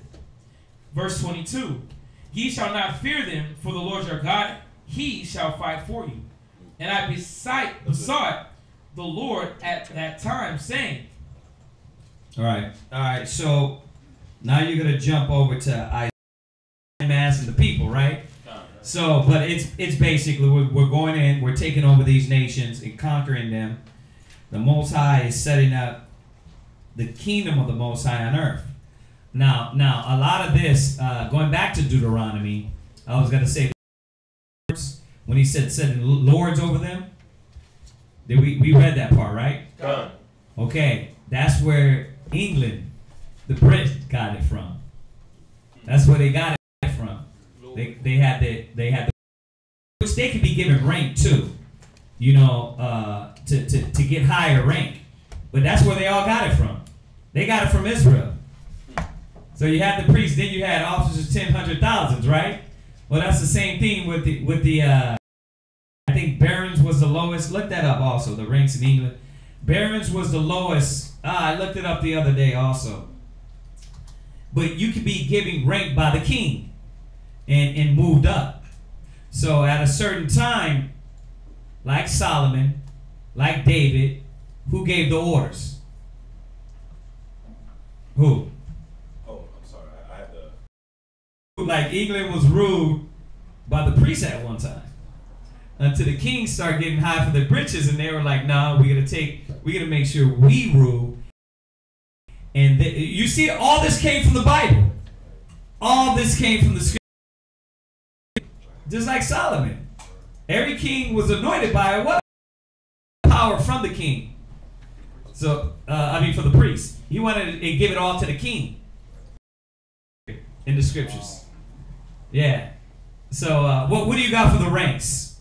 I got at the top you got the king or the Duke and the Duchess. Where they get that from? You would pass it to the prince because why? You got to be royal from the royal line. They got this from Israel, from how we did it. That's dope, ain't it? So yeah, it just some things, man. To because Esau they didn't come up with that.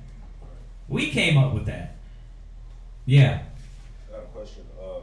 Like when you're reading the scriptures, especially the history, how men with rank, or is it just talking about our younger men in general back then, or is it talking about when you say prince? Yeah, it'll say like our princes will get destroyed, our princes will, you know what I mean? Like our princes will get destroyed, our princes was doing wickedness. No, it's actually talking about the royal. That line. Yeah, that royal line. They were Israelites still, but it was more of a royal line. You got the kids of the king messing up, basically. Yeah. What's up, Bob? Huh? Oh, okay. All right. So yeah. That's some good stuff, man. All right. Isaiah 1 verse 1 down to 7. Isaiah chapter 1 and verse 1. The vision of Isaiah, the son of Amos, which he saw concerning Judah and Jerusalem in the days of Uzziah, Jotham, Ahaz, and Hezekiah, kings of Judah. Right. So Isaiah, where is it at here? Let me get it real quick. Okay, so Isaiah. See, this is the thing. What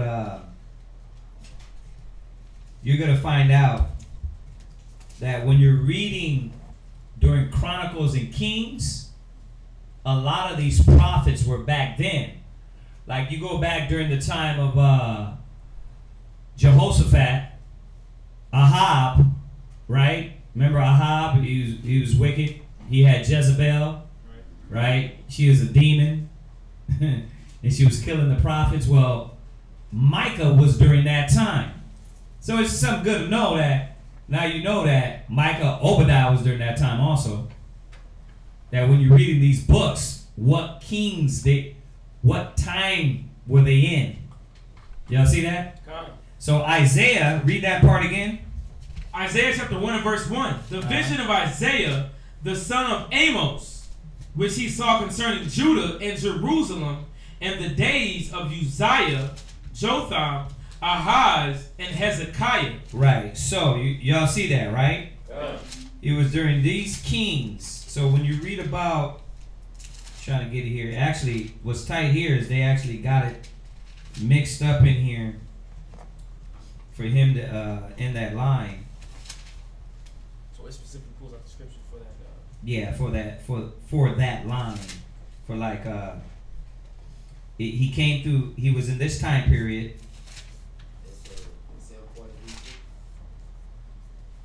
Is that where it is? That's what you got? Yeah. 740. In this Bible, like at the beginning of each book, They got the history. They got the history right there. So that was 740 BC. All the way up to 722 BC. Okay. I was trying to look in here. You should be right. What, you saying Isaiah?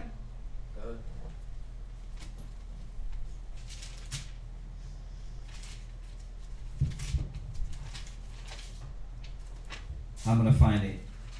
I'm trying to find it. It's this is You're probably right though. If it's in there, it shouldn't be. It shouldn't be that way off. Yeah. All right. So go ahead and read. Isaiah chapter 1 and verse 2.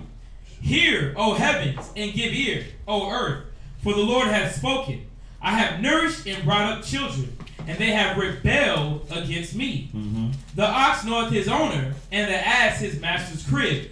But Israel doth not know, my people doth not consider. Right. So what, where and what?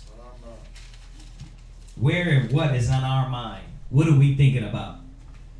Why Israel doeth not know and consider? Because our thought process ain't in pleasing the Most High.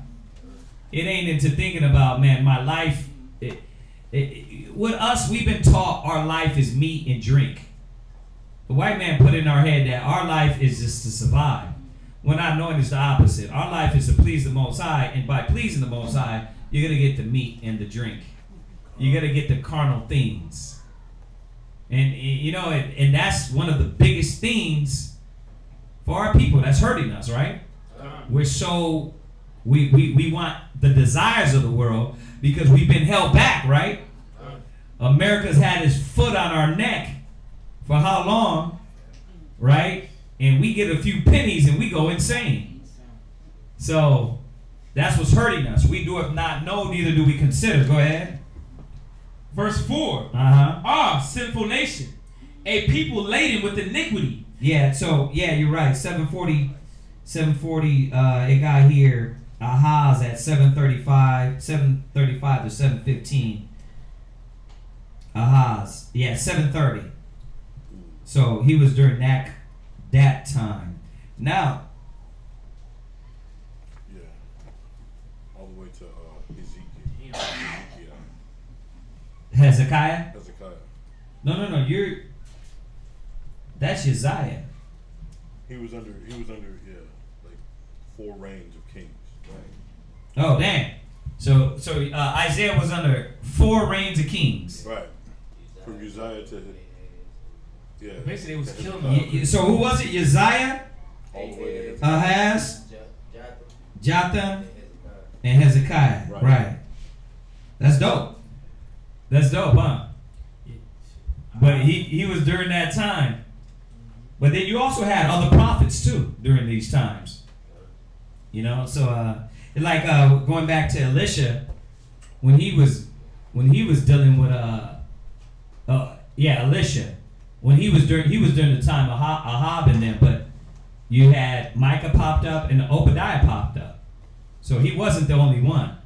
Because he told him, he said, listen, go anoint. He said, I want you to go anoint this one priest. Was it?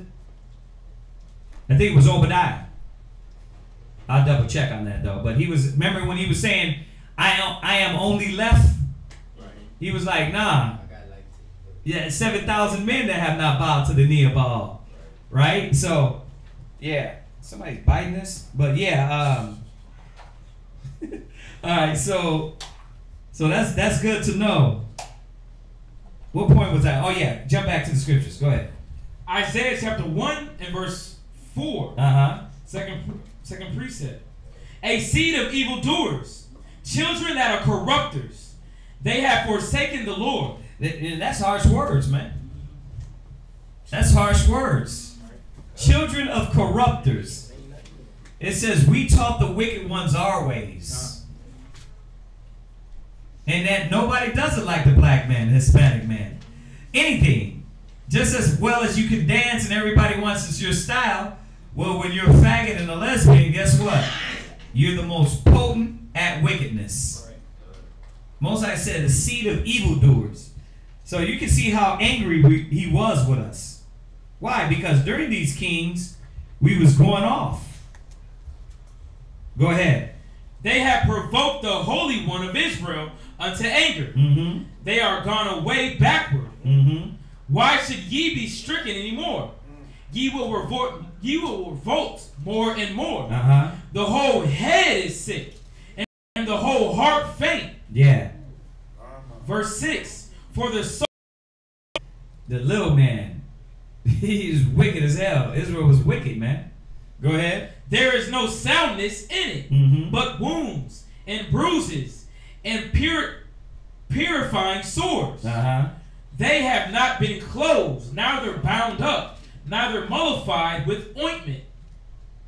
Verse 7, your country is desolate. Your cities are burned with fire. Yeah, and that's what right now we've been so beaten down. We don't even have a country according to us.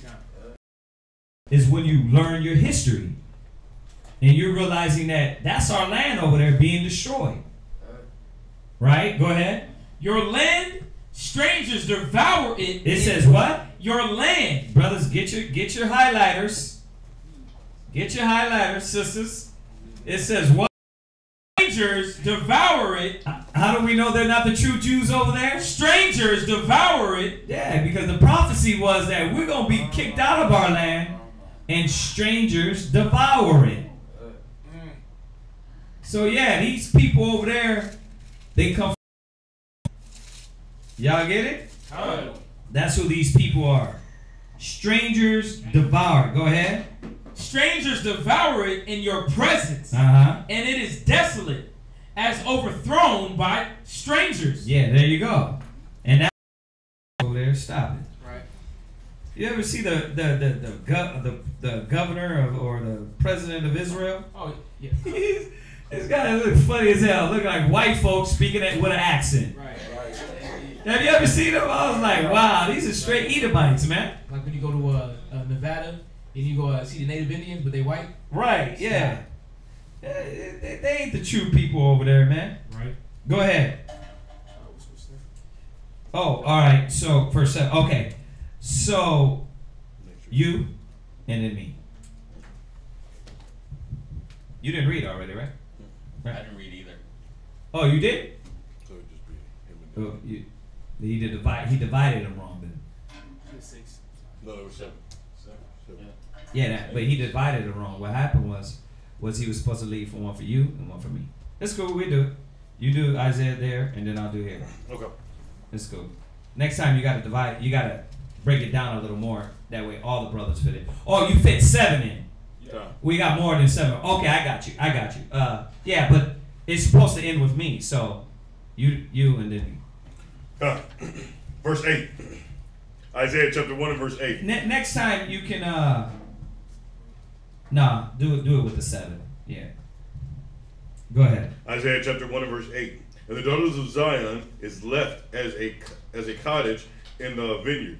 Now I want you to read it again. Read it clear. Read it one more time.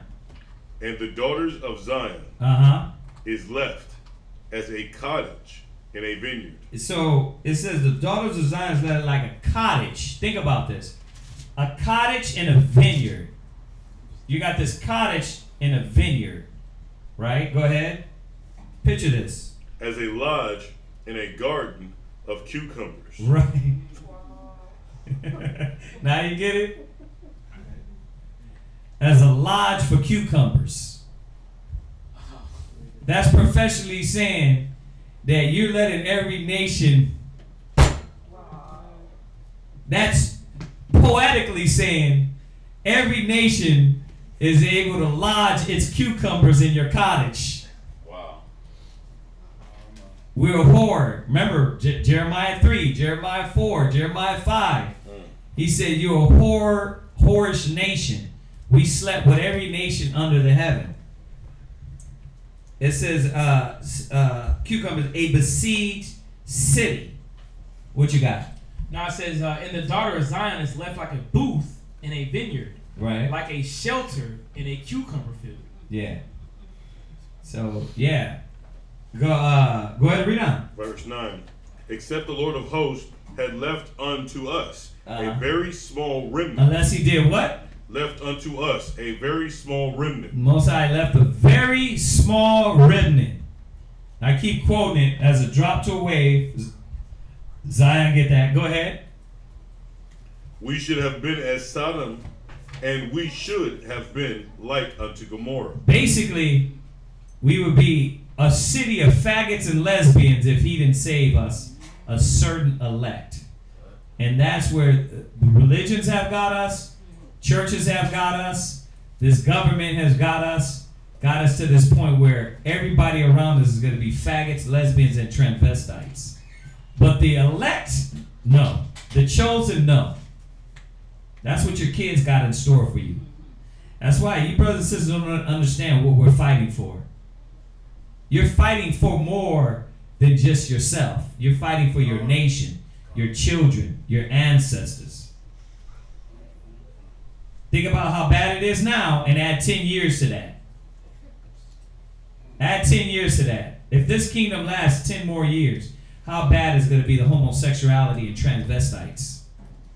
You already don't know nowadays. You're thinking like, oh yeah, it is hard to know now. Like maybe 6 years back it was easy. Like they had an Adam's apple. You'd be like, yeah, they manly. No, they're getting better at this.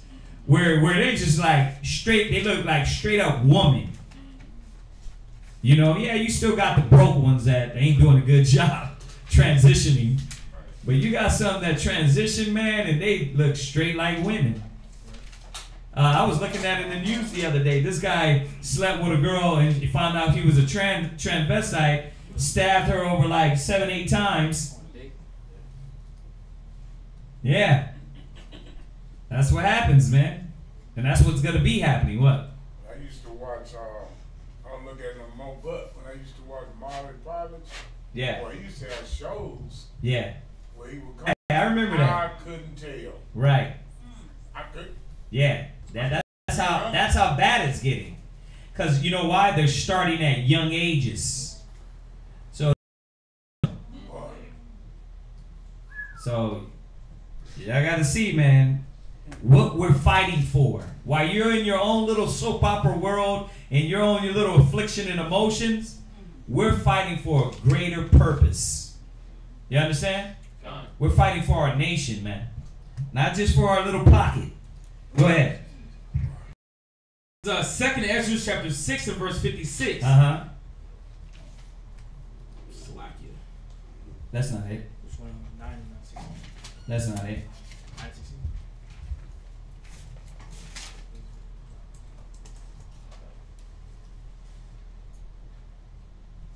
Yeah, that's 9 and 22. Go ahead, read that. Or 21.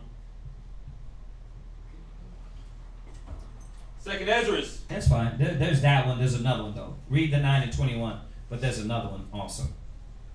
2nd Ezra chapter 9 verse 21. Uh-huh. And I saw and separated and spared it greatly, and have kept me a grape of the cluster, right, and a plant of the great people. Right. He said a grape of a cluster. He said a grape to a cluster. So you go get a bag of grapes, he kept one out of there. That's how small of a portion. Y'all see that? Go ahead. Verse 22. Let the multitude perish then, which was born in vain. You see that? Let them perish. Yeah, because they're born in vain. That was what? 9 and 22? Yes, sir. Gone. Jump over to 9 and 15, right? 9, 15, and 16. Read that. 2nd Ezra chapter 9, verse 15. Uh-huh. I have said before, and now do speak, and will speak it also hereafter, that there be many before them which perish, than of them which shall be saved. There be many that's going to perish. Many's going to be destroyed, man. Yeah, I mean, just walk around. The world is huge. While we're over here in America, brother, you got countries filled with people. And how many of them ain't about it as knowledge? Go ahead. Verse 16. Like as a wave is greater than a drop. There you go. Like as a wave is greater than a drop. That's how many people are going to die. So, it's real, man. Go back to Isaiah. Let's finish that up. You're going to read down to verse 7. 27. Done. Go ahead. As a way to a drop. I'm going to read verse 9 again. Except the Lord of hosts had left unto us a very small remnant, we should have been as Sodom, and we should have been like unto Gomorrah. Verse 10. Hear the word of the Lord, ye rulers of Sodom. Give ear unto the law of God, of our God, ye people of Gomorrah. Verse 11. To what purpose is the multitude of your sacrifices unto, saith the Lord? I am full of burnt offerings of rams, and the fat of fed beasts, and I delight not in the blood of bullocks. Yeah, Moses is like, you can bring all your lambs, your cattle. It's not doing anything. Why? Because it's not from sincerity. It's not from the spirit. You can face the east all you want. Faith without works is dead. You can cry all you want. I ain't hearing that. I want to see your actions. That's what the Most High is reminding us. David said it the best in the spirit. He said, sacrifice thou would not, but a broken and contrite heart. That's what the Most High is going to judge us off. Y'all get that? He's going to judge you off your heart, your actions, your works, your intentions. He's the only one that can judge the intent of the man. You see that? He knows when you lying. Brothers and sisters come and try to be cutthroat and lying and deceptive to us. We know when you're lying. We just can't prove it, so we have to let it be. We know when you're lying. But we're not going to go back. Brother, you lying? Then now we got to get in an argument. We got to let it go. Let the Spirit start smashing you and bringing you down. Because that's filthy. What else you got? That was Hebrews chapter 10 and verse 8. I'll read it real quick. It says, the same precept for what we're going over. Okay. Hebrews chapter 10 and verse 8. Above it he said, sacrifice and offering, and burnt offerings, and offerings for sin, thou wouldest not. Neither hadst thou pleasure therein, which are offered by the law. Right. Yep. Also reference Hosea 6 and 6, and Psalm. Because I could quote it, was Psalms chapter 51 verse 16. Right. Go ahead, read on. I delight not in the blood of bullocks, or of lambs, or of he-goats. Verse 12. When ye come to appear before me, who have required this at your hand, to tread at my courts. You got to read it right. So it's a question. Go ahead. When you come to appear before me, who have required this at your hand, to tread at my courts? Yeah, who have? Nobody. Because you're doing it all in vain. Go ahead. Bring me no more vain oblations. Incense is an abomination unto me. The new moons and Sabbaths and calling of assemblies I could not away with. Why? Because it wasn't sincere. It wasn't from the heart. You were doing it just to do it. And we talk about this a lot when we talk about the law. That we're supposed to pray with the Spirit. If we keep the Sabbath, we're supposed to keep the Sabbath in the Spirit. If we give, we're supposed to give in the Spirit.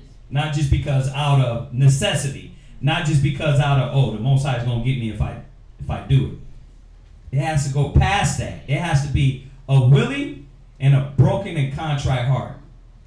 Not because you're just told or, understand what I'm saying. We know the commandment says what it says, but it has to go beyond just because I'm told. Y'all get that? It has to go into your care for it.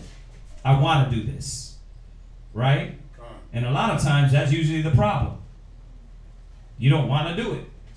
Go ahead. That's why reference Amos 5 and 21. It says, I despise your feast days, and I will not smell at your solemn assemblies. Yeah. Yeah, it's in vain. Go ahead. Did you want the one in Mark? No. Verse 14. We're going to do questions. We're just going to do them after the reading. We're almost through. So if y'all got any questions, prepare them. We're going to finish this up and then go to Acts 9, verse 1. Go ahead. Verse 14. Uh-huh.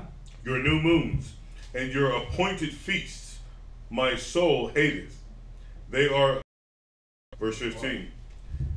Why was he weary to bear them? Because you did that only in commemoration of you. That's what Israel do it a lot.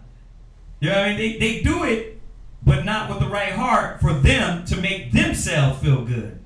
Not the Most High. We're supposed to be doing cleansing our intentions, cleansing our mind, our conscience. Y'all see that? You want that, Mark? Does it go on? Go ahead, put it. Mark chapter 7 and verse 7. I'll read it real quick. Mark chapter 7 and verse 7. I'm going to read through verse 9. It says, howbeit in vain do they worship me, teaching the doctrines, the commandments of men. So it goes back to what he was saying, that we're getting our minds and our spirit isn't towards the Most High. We're looking at this as like a celebration of amongst men. We're doing this for show, for fashion. Verse 8. It says, for laying aside the commandments. A lot of things is a burden to you because you're not pure-minded. You're not pure. So it's a burden to you. And we only got a little bit time of mercy left. So understand that you got to get this in your spirit, man. We got to get it in our spirit and be correct. Yeah, you can go there. Go ahead. And this is 2 Corinthians chapter 4 and verse 16. Just write them down, y'all. Write them down because we know we're going to go through questions. Perish, yet the inward man is renewed day by day. And that's what the Most High is trying to have us, or trying to get us to get to renew our spirit, to get our mind right, to get out of this lazy, slothful, disobedient spirit that we've had on us for years. Right, unwilling. Unwilling. Everything is you have to be coerced to do things for the Most High, right, to give to His people, to be loving, to be patient, to understand really what's the goal of what we got going on. So the outward man, the old man has to perish, and the new man. Dude, can I borrow? Well, what you were going to say, though? I was going to say 2 Corinthians 9 and 7. Yeah, that goes with that also. Cast down the whole.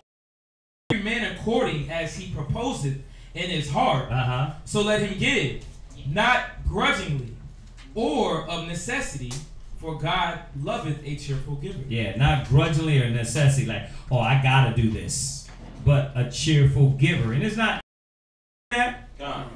Give you your dedication. So those are good precepts that go with Isaiah, man. Let's jump back.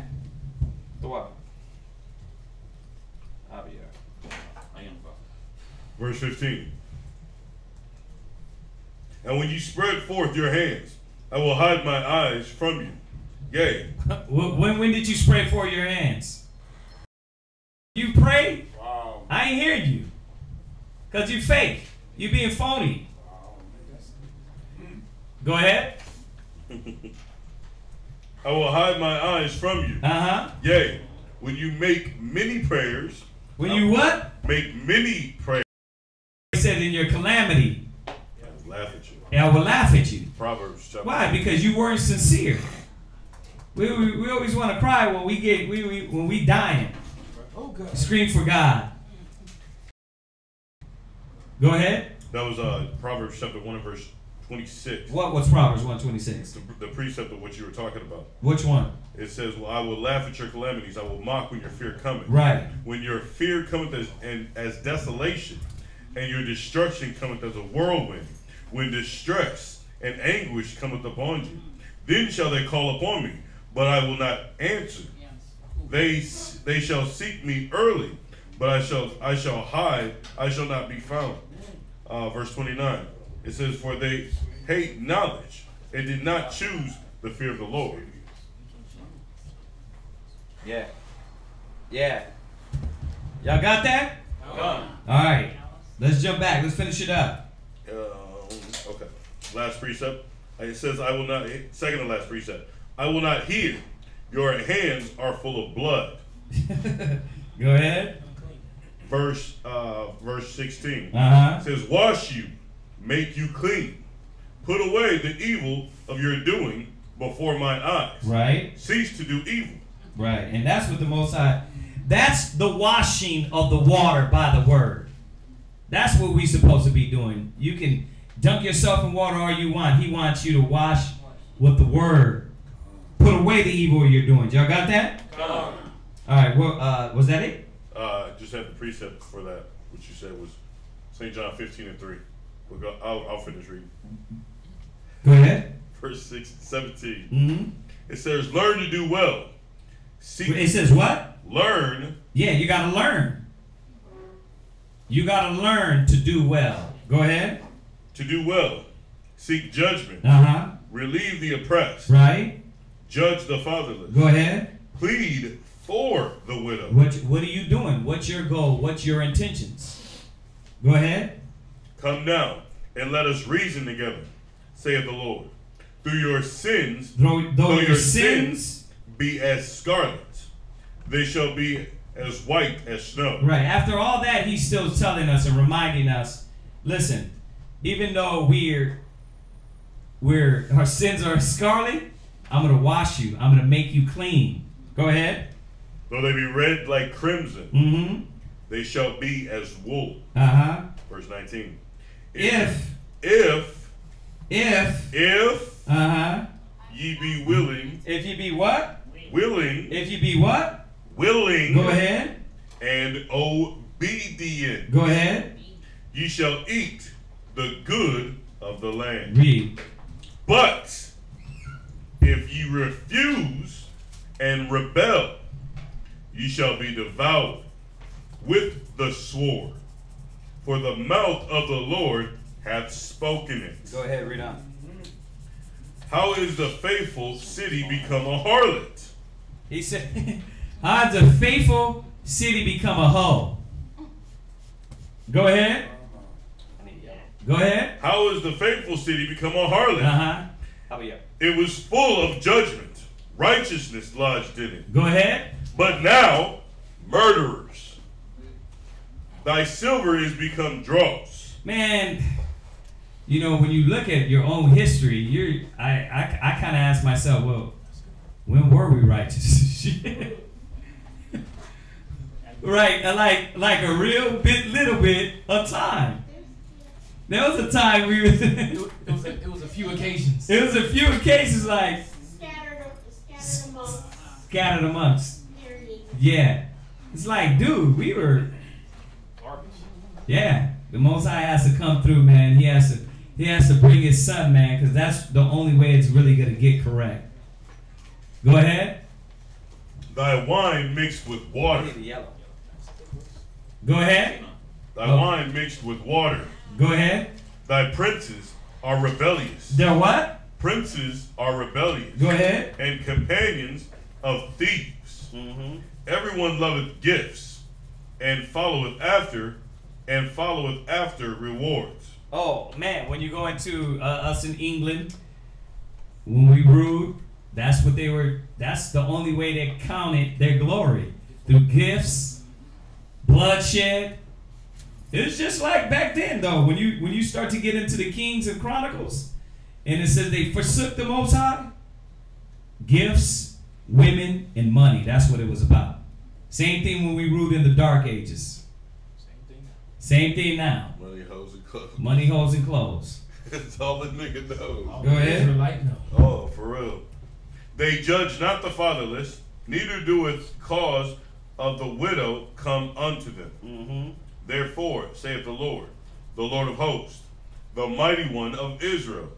I will ease me of my adversaries, and avenge me of my enemies. And I will turn my hand upon thee, and purely purge away thy dross. And that's what Israel don't want to go through. This is constantly our problem. No matter what method or way the Most High tries to purge you, refine you, you still don't get it, that what the Most High is doing for you. He's trying to make you acceptable. But you got to be willing, you got to be obedient. He had a method back in the ancient days. He has a method now. but the Most High is not leaving you comfortless. See, you're looking at it as a bad thing, but the Most High is not leaving you comfortless. All the damn times you pray and beg the Most High, that's why you got to watch what you pray for, man. Make me stronger, Yahweh. Okay, I'm going to move this out of your way. I'm going to take that. I'm going to move this. And you guys, why are you doing this to me? You just asked me for this. What the? You just asked me. You was praying. This ain't fair. Why are you doing this to me? Right? Done. What? Right. Right. That's good. You want to throw that with read? If a man therefore purge himself from these, he shall be a vessel unto honor, sanctified and meet for the master's use, and prepared unto every good work. And that's what the Most High is trying to do for us. We have to purge ourselves of our impurities that we have coming into the truth. Our thinking, the way we do things, how we think things should be. No, that's not how the Most High wants it. That's not His way. Right. That's why I said you have to purge yourself to be sanctified for the master's use. Why? So we can teach others. We can show others our good example. There you go. Yes, sir. Go ahead. Read on. Last precept. And take away all thine tin. Verse 26. And I will restore thy judgments. Judges. I will restore thy judges as at the first, and thy counselors as at the beginning. Afterward, thou shalt be called the city of righteousness, the faithful city. Right. Verse 27. Go ahead. It says, Zion shall be redeemed with judgment, and her coveters with righteousness. Right. So we're jumping over to Acts. Y'all get that, right? That's it should be self-explanatory. Israel's wicked. It's like the whole Bible. You off, you wicked, get your act together. It's like every other chapter is poetically in one way or the other telling you off, get your act together. Okay, you're off here, get your act together. It's the same thing, man. You know, whether you talk about baptism, being born again, being renewed, casting out the old leaven, it's all saying the same thing. Stop doing what you're doing. Stop doing what the world taught you, and be like I want you to be. Period. The end. That's what the Bible should have said. Acts 9, verse 1. We're going to read down to verse 21, and then we're going to take questions. So if y'all have them, now's the time to prepare. So Acts 9, verse 1. And Saul, yet breathing out threatenings and slaughter against the disciples of the Lord, went unto the high priest. We know this, zealous to destroy out of his fall, delivering them, beating them, scourging them, and desires of him letters to Damascus to the synagogue, that if he found any of this way, whether they were men or women, came near Damascus, and suddenly there shined around about him a light from heaven.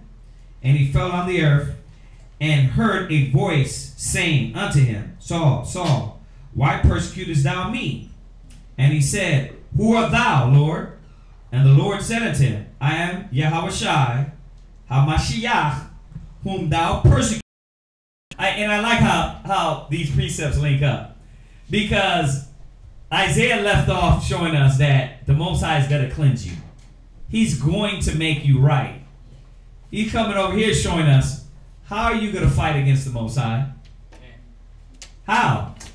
That's why I said it don't matter. If you're chosen, you will leave. He'll drag you through the mud. He'll bring you down to the lowest estate until you realize what you need to be doing, which is serving him. So, how hard is for thee to kick against? What wilt thou have me to do? And the Lord said unto him, Arise and go into the city, and it shall be told thee what thou must do. And the men which journeyed with him stood speechless, hearing a voice, but seeing no man.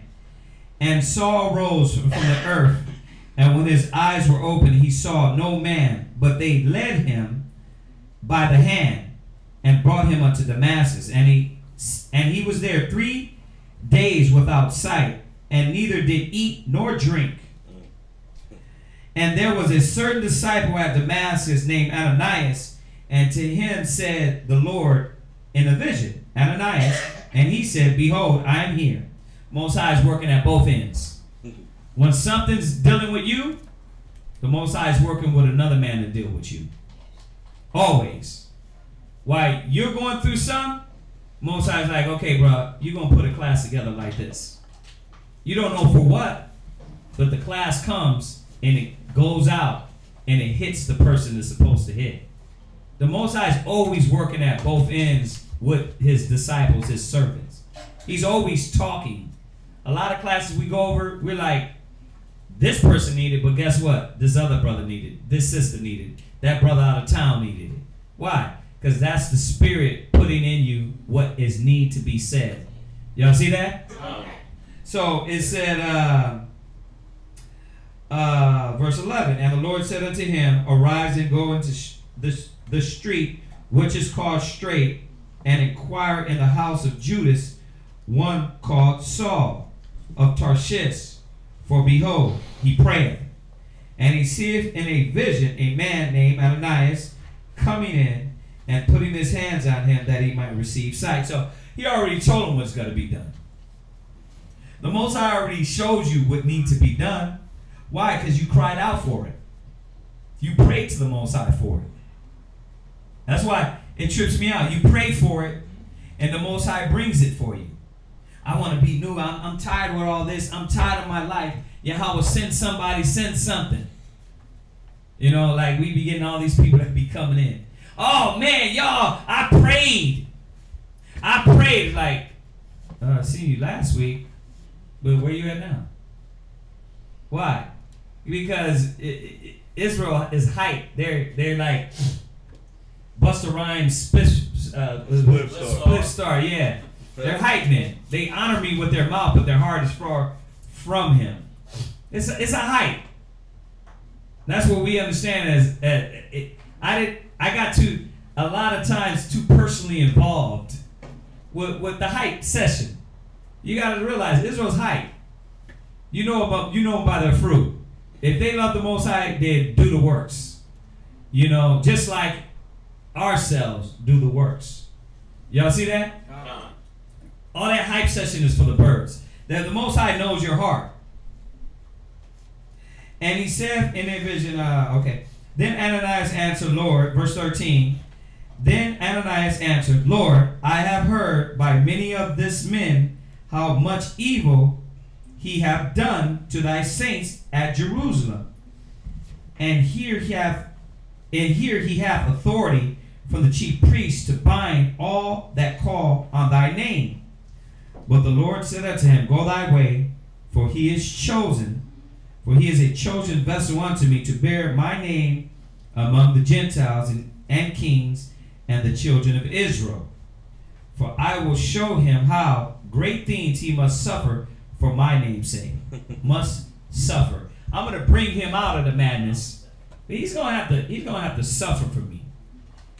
Why? Because first of all, you reap what you sow. So I'm going to put a little affliction on you for all the affliction you've been putting on my people, the chosen, right? Right? The Most High is moving all the pieces. Why you think somebody's getting away with something, they're not. Why you think somebody is running, they're not. You understand? That don't mean they don't need to be not corrected, but the Most High showed me, don't trip. I got them. You know what I mean? Then you hear about them. They're being tormented. They're being tormented by their lifestyle. They're being tormented by their own mind. The Most High knows what to do. All you got to do is sit back and keep doing what you're doing. And a lot of times we do the work of the Most High, and we get so much emotionally invested. And yeah, it's going to happen either way because you start to care. Anything you start to care for, you get emotionally invested. But you got to really be emotionally infested and invested in wisdom. Because then you can deal without emotions as far as your judgment and know, okay, the Most High is going to deal with that person. And when you do that, the Most High deals with them. So the Most High is moving all the pieces, from the King Supreme to the guy that's mopping the floors. Whoever you think, the Most High is moving. Nobody gets away with nothing. You understand that? And you would know why. Because the Most High is dealing with them. They're going to get smacked. You see that? That's how you judge. The Most High, he's not going to let nobody get away with nothing. He chastised the one he loved, but at the same time, the ones that need the ass whooping, he's giving it to them. Y'all see that? That's how I look at it. And you know, according to the Spirit, if it's wrong, if they're doing wrong according to the Scriptures, just sit back and be patient. Y'all see that?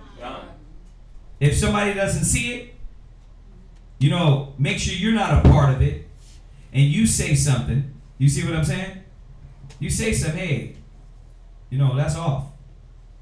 Make sure we know so we can say something. But if we don't know, trust me, the Most High is going to bring it out. Everything in darkness shall come into light. Y'all get that? You see? No, somebody attempted? Oh. But no, the last precept where it said, he said, "For I will show him great things, for he must suffer for my sakes." Right? Yeah. So that goes back to how we originally started, because Moses, he had to still endure his thing, right, from being disobedient, but he still had to go. He still had to show Joshua, and he had to show Caleb, and encourage them to stay positive in humility. And knowing he wasn't going. Right. So Paul, when you finish reading about Paul, he had the affliction. He sought the Most High 3 times, and the Most High said, "My grace is sufficient enough for you." That's the same grace that Moses had by still being able to live, right, and not perish, to see the kingdom and not stepping over it. Now let's look at what Paul was doing. How do you think Paul felt after he started investing and seeing that he was off? Horrible. He was persecuting the church, casting them in prison. You got to think about how he really felt. Stone Stephen, or held his jacket. Yeah. What? They probably didn't feel worthy to even bear. He didn't. He says, "I'm the least of the apostles." You see that? So he didn't. But he said, "O wretched man that I am," right? He recognized these things within him, but he also put Christ above his own ego. That's the problem with a lot of brothers and sisters. They won't put Christ above their ego. They want to beat themselves up and I'm not worthy, but Paul said he wasn't worthy. What did he do? He knew, but yet and still, I fight for the prize. That don't get to fall weak to my condemnation. I did it. I messed up. The Most High had mercy on me. Still, well, how much more you? That spirit of, see, right now we keep saying it. We can't do nothing. We're nobody. All we are is messengers. I can just verbally chastise you. You don't even get back in the days of whoop. You know, like back in the, you don't get the whip. You don't get the smack. You know what I mean? You don't get that. Oh, chastisement and correction. Oh man, how much more the Most High, the ass whooping the Lord is going to put on you? Because think about it, how rebellious you are just to suck up. They're being whipped. They're being killed for the will of the Most High. But your ego won't get past being told you're wrong. Yeah, that's why this is the ultimate mercy that the Most High has given us. There's nobody that's going to be able to say, "Well, I didn't know. I didn't know I was supposed to do that." All right, we're 17. Okay. And Ananias went his way and entered into the house, and putting his hands on him, said, "Brother Saul, the Lord, even Yahushua, that appeared unto thee in the way as thou camest, have sent me, that thou mightest receive thy sight and be filled with the Holy Spirit." And immediately there fell from his eyes as it had been scales, and he received received sight forthwith, and arose and was baptized. And when he received meat, he was strengthened, and then then was Saul certain days with the disciples which were there at Damascus. And straightway he preaching Yahushua in the synagogues, that he is the Son of the Most High. But all that heard him were amazed and said, Is this not he that destroyed them which called on the name in Jerusalem, and came hither for that intent, that he might bring them bound unto the chief priests? So they thought he was an implant, right? All right, so that's it on that. That's it on the reading. Does anybody got any questions on that? Yeah. Somebody had said this was a off-rank, not online question, but the name that Paul was actually persecuting people who called on Yahushua because it was a specific name that Yahushua had. That he was that the reason they were slain, or the Most High's unspoken name. No, that's not true. Paul was killing them. It tells you why he was killing them. And Saul yet breathing out threatenings and slaughtered against the disciples of the Lord when he went to the high priest. So remember, everything Paul stood for was this man, Jesus. Jesus is what? What does Jesus mean? Right, so Savior. Christ means what? Anointed, right? Mashiach, which means anoint, right? So anointed Savior. Everybody, the Hebrews knew about the anointed Savior, right? It wasn't the name they were tripping about. It was when you go back to Christ, and we can find it, the Pharisees and the Sadducees, the whole time, said that they were going to take our place out of Rome. They were sellouts. So what they did was they wanted to take everybody that was giving glory. Remember, why did Christ die? Because Christ was being lifted up. Instead of Rome, instead of the priests, you have this man being lifted up. That's why Nicodemus came back and says, y'all don't know that one has to die for this nation? Right? It was Nicodemus, right? I think it was Nicodemus that said that. So, somebody correct me if I'm wrong, but I think it was Nicodemus that said there's going to be there has to be one that dies for this nation, right? So we have to see that it wasn't because the name or he was being called some foreign name that wasn't understood. They knew Christ as the anointed Savior, and obviously people didn't believe that. What? I got that where it says they're taking away our people. Yeah, go there. St. John chapter 11 and verse 48. If we let him thus alone. Right, if we let him thus alone. This is what they felt about Christ. It wasn't because he had some weird name. They knew if we leave him alone, go ahead. All men will believe on him. There it is. That's why the Pharisees were killing him. Because they didn't believe he was the Messiah. That's why the Sadducees didn't believe in him. That's why all the followers, the same thing happened. I don't believe in him. We don't believe in this Jesus. Who is he? Well, the chosen believed he was the Son of God. Everybody else was like, nah, he's not the Son of Christ. He's not the Son of God. He's just a man. Go ahead. And the Romans shall come and take away both our place and nation. Right. So y'all see that, right? That the place and nation, their power in their whatever crappy government we had amongst the Romans, they thought they were going to take that away. So y'all get that? Did you get that, Ariel? You asked a question. No, it's for somebody online. Yeah. Okay, so yeah, that's what it's about. So that was where? John what? John 11 verse 47. John 11 verse 47. His name was Cephas. He was the chief leader of the oh, it's a lot. 48. 47, 48. 48. So, right, you're talking about as far as who said there's one that's going to die. God, it was 49. Verse 49? Yes, sir. Yeah, Caiaphas. Go ahead. Caiaphas. Read verse 49. Verse 49.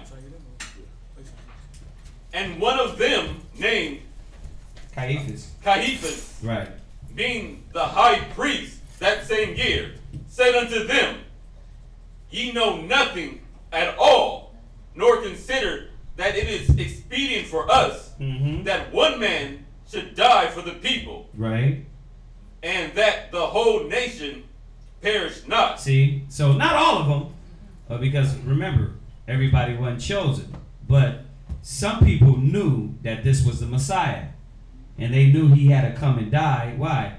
Because they knew the Old Testament. They really understood the Old Testament, right? Isaiah 53. He was scourged for our thoughts. For our faults. Excuse me. So that's why that's why they didn't believe in him. All right, y'all got that? Come. I mean, y'all get the question, everything, the answer. Come. Yeah, because I guess they're saying that, because he had a different name. Nah. Yeah, that was. Nah, that wasn't it.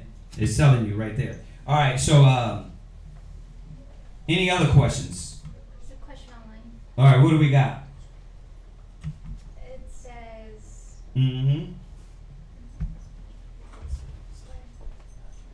It says, what's the proper understanding of Philippians 1 and 6? Go there.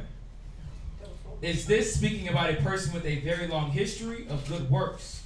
Philippians 1 verse 6. Let's go. Philippians chapter 1 and verse 6 says, being confident of this very thing, that ye which have begun a good work, right, in you will perform it until the day of Yahushua. Yeah, well, obviously that your answer to your question, yeah, that this is for them that is that's continuing in the work, okay? That's continuing in the service, continuing in the ministry. So yeah, we be confident of this thing, that he which have begun a good work in you will perform it. Right? So what is he saying? That in him, in this individual who's working through us. Right, because he does what? Because the individual is what? He's moving in the Spirit of Christ. And letting that Spirit of Christ work through him, that's going to take him to the end. Y'all see that? Go ahead. Verse 7. Even as it is meet for me to think, because I have you in heart, inasmuch both. This is how I'm looking at you, man. I'm looking at you, being positive about it. You know, yeah, Paul had to go through sometimes and correct them and everything, but it was like, listen, keep moving in the spirit of Hamashiach. Keep moving in the spirit of Christ and moving forward, right? That's what he was reminding them to do. Yeah. So good question. What else we got? There's another question on the questions. Huh? It says,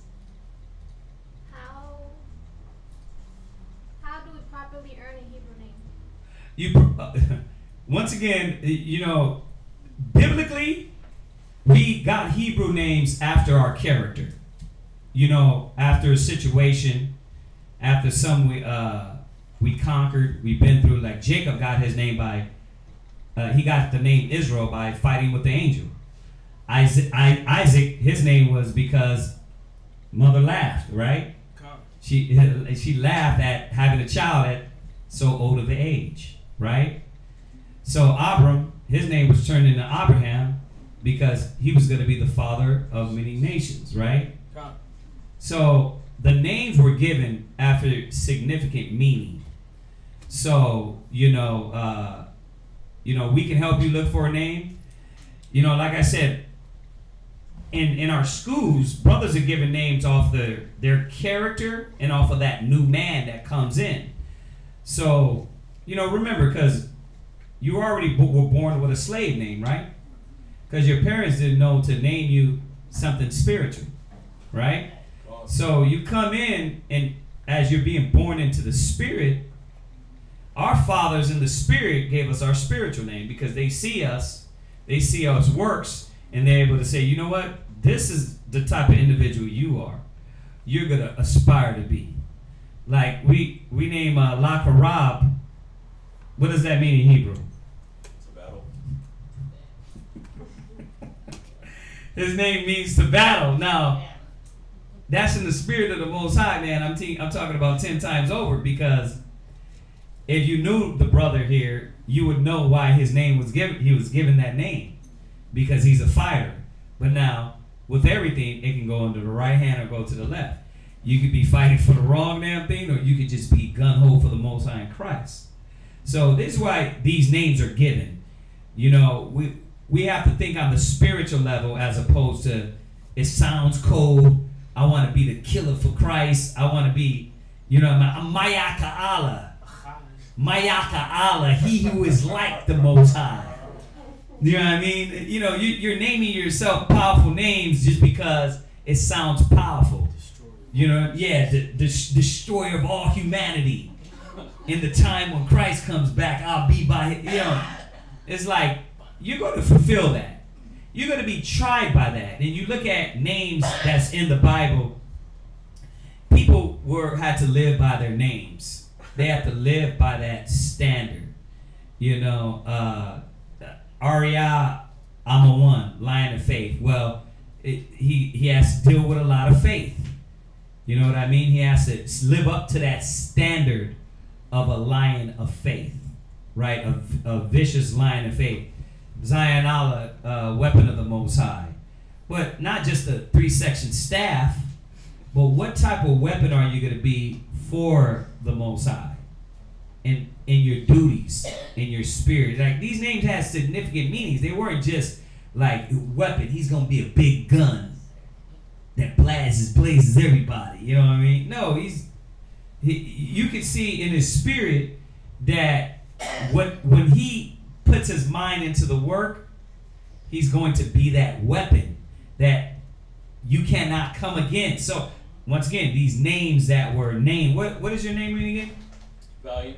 Valiant. And very true. Very true. You know, valiant. How much valiantly, as you step into being a bishop, a pastor, deacon, a leader, to be able to say, this is a valiant brother that has never turned his back, has never given up. So you're going to be tried by your name, by the character, the spirit that's around you. So that's Isaiah. Remember, all of our forefathers, Judah means what? Yahweh thanks. Right? Benjamin, who's taking the test? Son of the right. No, let them do it. What does Benjamin mean? Son of the right. Right. Benjamin means son of the right. So, joined to me. Right. Levi joined to me. But so when they had these children, they named them after the time, moment, something meaningful. Not like, you know, what we just named him because it sounds cute. Lexus, because I couldn't afford one. Right, Lexus. Gucci.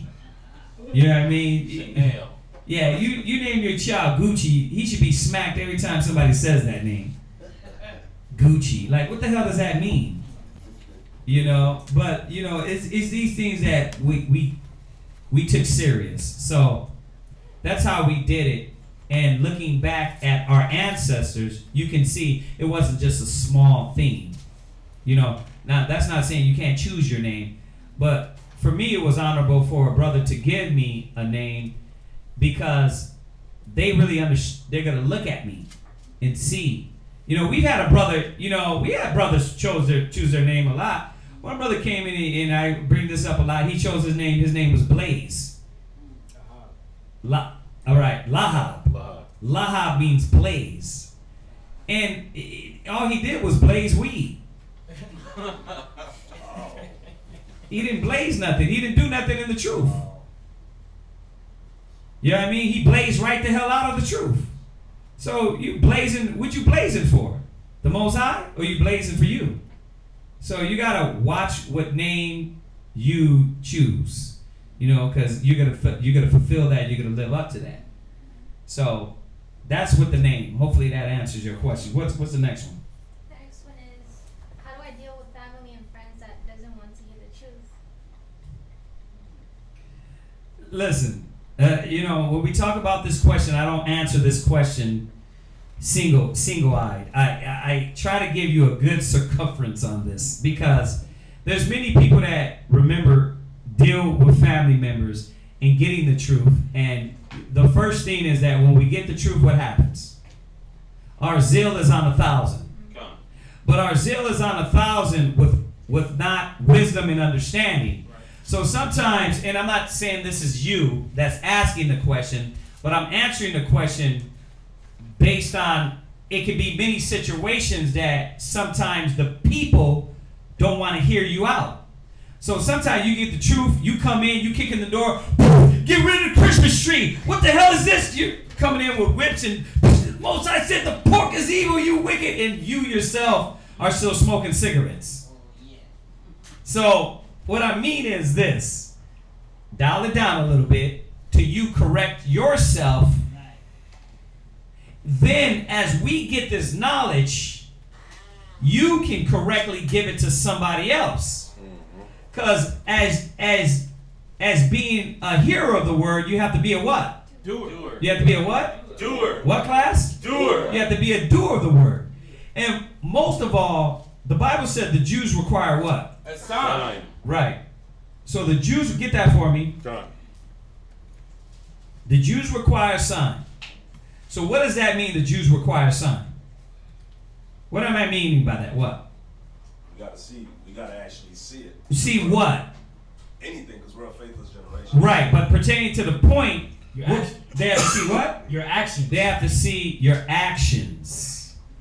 So people, remember, they went to Christ and said, wait a minute, you're Joseph's son. What are you talking about? You're the son of God. Right? Ain't you Joseph and Mary's son? You was like me. Remember, you were, playing over here, doing this and that and that. What are you talking about? So people are going to look at your actions. So you got that one? Go to 1 Corinthians real quick. Just read it. Write these down.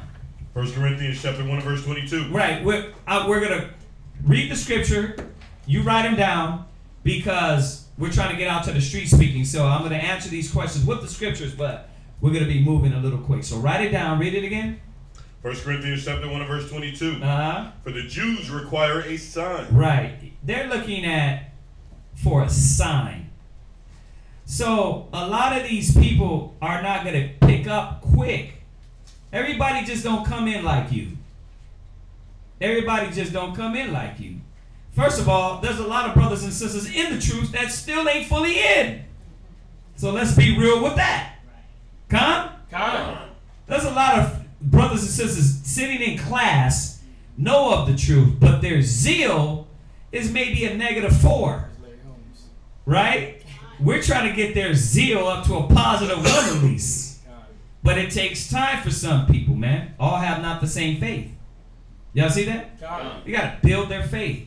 They got to get more knowledge to really start changing, right?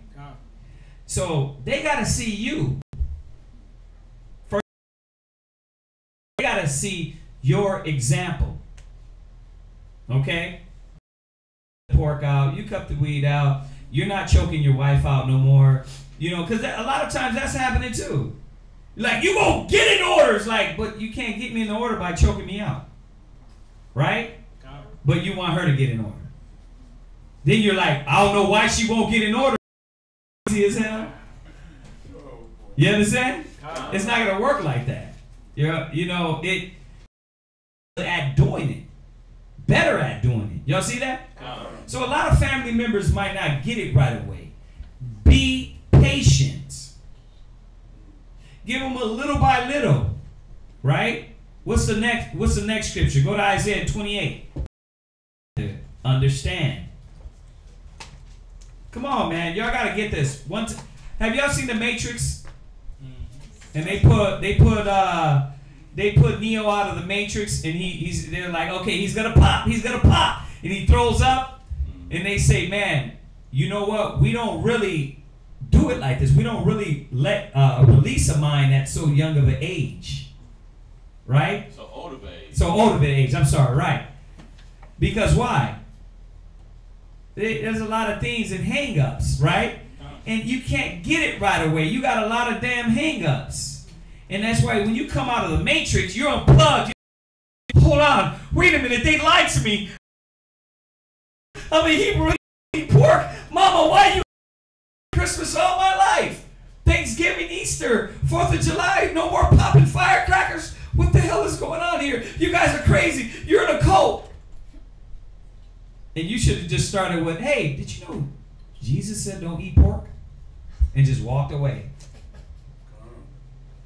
You know, that's to your mom or your brother. You gave them a little bit.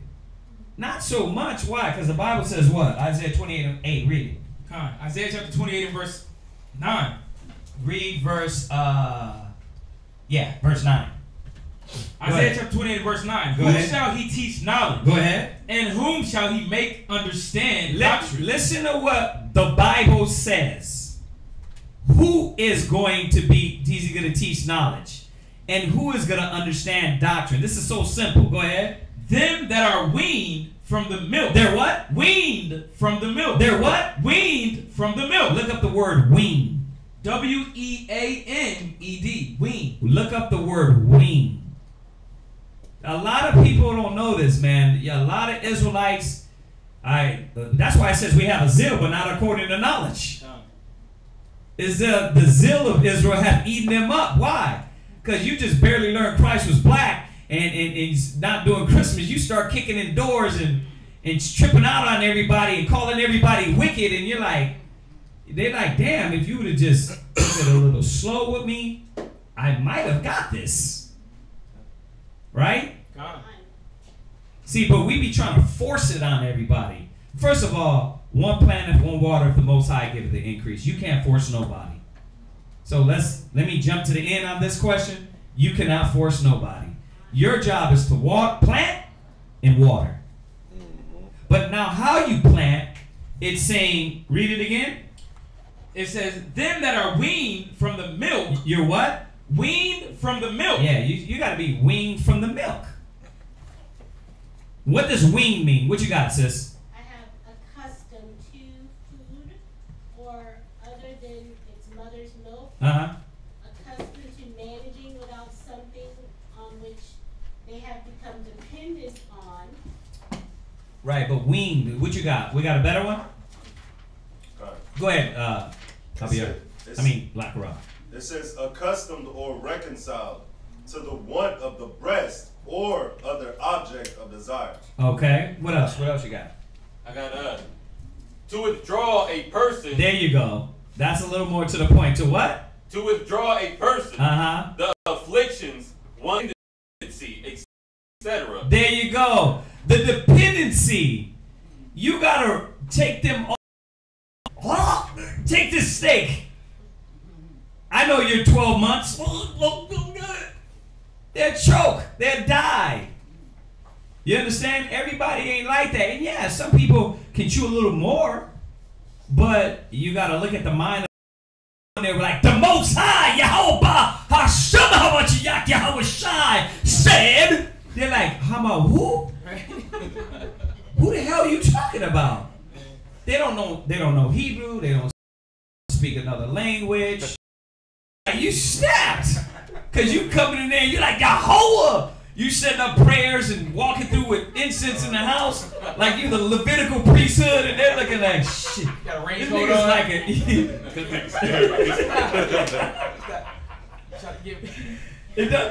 Listen. Take it slow. I'm not saying don't drop it. I'm saying be wise as serpents. You know how people are. You know how your family is. You want them to go. It's the Israelite school of biblical history and practical knowledge. You can say I've been going to Sunday school. Use words that they identify with, because now you're like, Sunday school, yeah. I mean, Bible study more, really. Yeah, man, I read this. You take them right to it. One scripture, Leviticus, about pork. Like, really? Right. Yeah, pastor showed us that we don't supposed to be eating pork. Wow, yeah. Yeah. And just walk away. The tone might change. So there's a wise as a serpent. I'm quoting what the scripture says, so y'all won't think that, oh, brother. So yes, it does say cry out loud, spare not, but that's at a certain time. You know, that's when they rebellious. Matthew 10 and 16. You understand? That is called. But wise as a serpent, harm as a dove is something else too, right? Voice. But what about be wise as serpents, harmless as a dove? What about speak to them comfortably? So you see how that Israel wants to use one scripture at one time, and that's where the balance, it leads too much. And we do that on the streets. But when you speaking to somebody in class, we're not teaching like we're teaching out in the street. You understand? We're not doing the same thing. Y'all see that? No. So it's very important. I answer this question this way all the time because, like I said, I wish how we do things. Then I would have came in more strategic. I would have been more strategic when dealing with Israel and said, hey, you know what? Let me show you something, and dealt with them on a different level. Y'all see that? Verse 25, just something to write down. You can start at 24. Just on a different angle of how to teach. Right. You know, Israel, like I said, I was like the same person. Right. Hit my mom so hard in Japan, my dad called me up. He was like, listen. What'd you tell her? What you talking about? I went in. I was just like, y'all niggas been lying. Right. But you be like trying to stuff it down the throat. Yeah. You know, work like that. But read that real quick, y'all. 2 Timothy chapter 2 and verse 24 real quick, please. 2 Timothy chapter 2 and verse 24. And the servant of the Lord must not strive. Strive. Yeah, so the servant of the Most High, this ain't for us to combat everybody. You know, even the other scripture says, receiving one not unto doubtful disputation. Right. So it's not about disputing. It's not about striving. We're not trying to fight.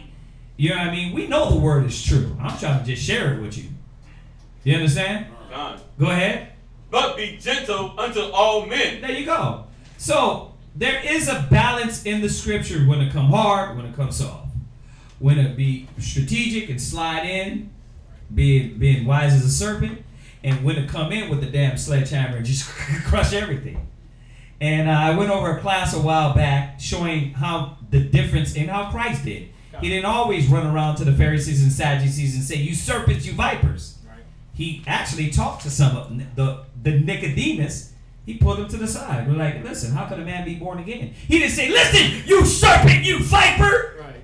Take heed. Yeah, he didn't do that every time. So we have to apply the whole Bible in its correct balance, and then we'll be better at what we're doing. And that's what we're training men and women here to be. Not be belligerents, but be wise and understanding and wise as serpents to go in and strategically chop somebody up. Like a ninja, exactly. Y'all see that? And there'll be times where you come in with the sledgehammer because they don't want, you know, it's like you gave them a lot, you told them, and you're like, all right, man, I already told y'all this is, the Bible, I already read in the Bible this is wicked.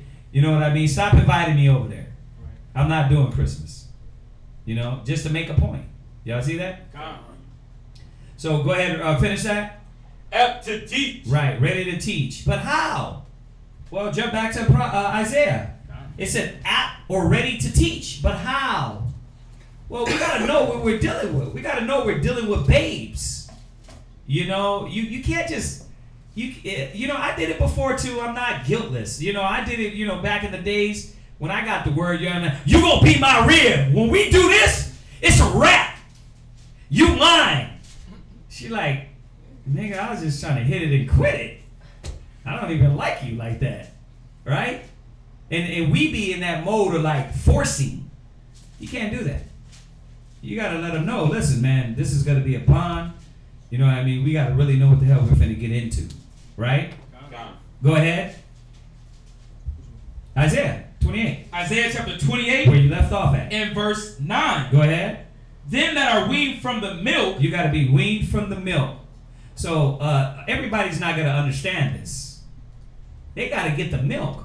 And I know churches is giving them like, they gave them the powder, or but they haven't even given them a lot of real basics. Yes. They give infant milk. They gave them like Jesus loves. They leave a lot out, and it changes the ideas of the scriptures. You know, go ahead. And drawn from the breast. So they got to be drawn from the breast, man. Who of them are still what? On the teat. And they need to be on that milk. So give it to them little by little. Don't overboard them. Don't try to shove it in their mouth, is what the Bible is showing us. Go ahead. Verse 10. For precept must be upon precept. And you got to be skilled. So know this. You might have the lack of skill in doing it. So let me watch myself. I want to do this right. I want my family to hear this, man, because you want them to wake up. That's what really this is about. Your love, your desire to wake your people up. But you don't want it to be the wrong desire and the wrong approach. You know, and it happens to be your fault they're not listening.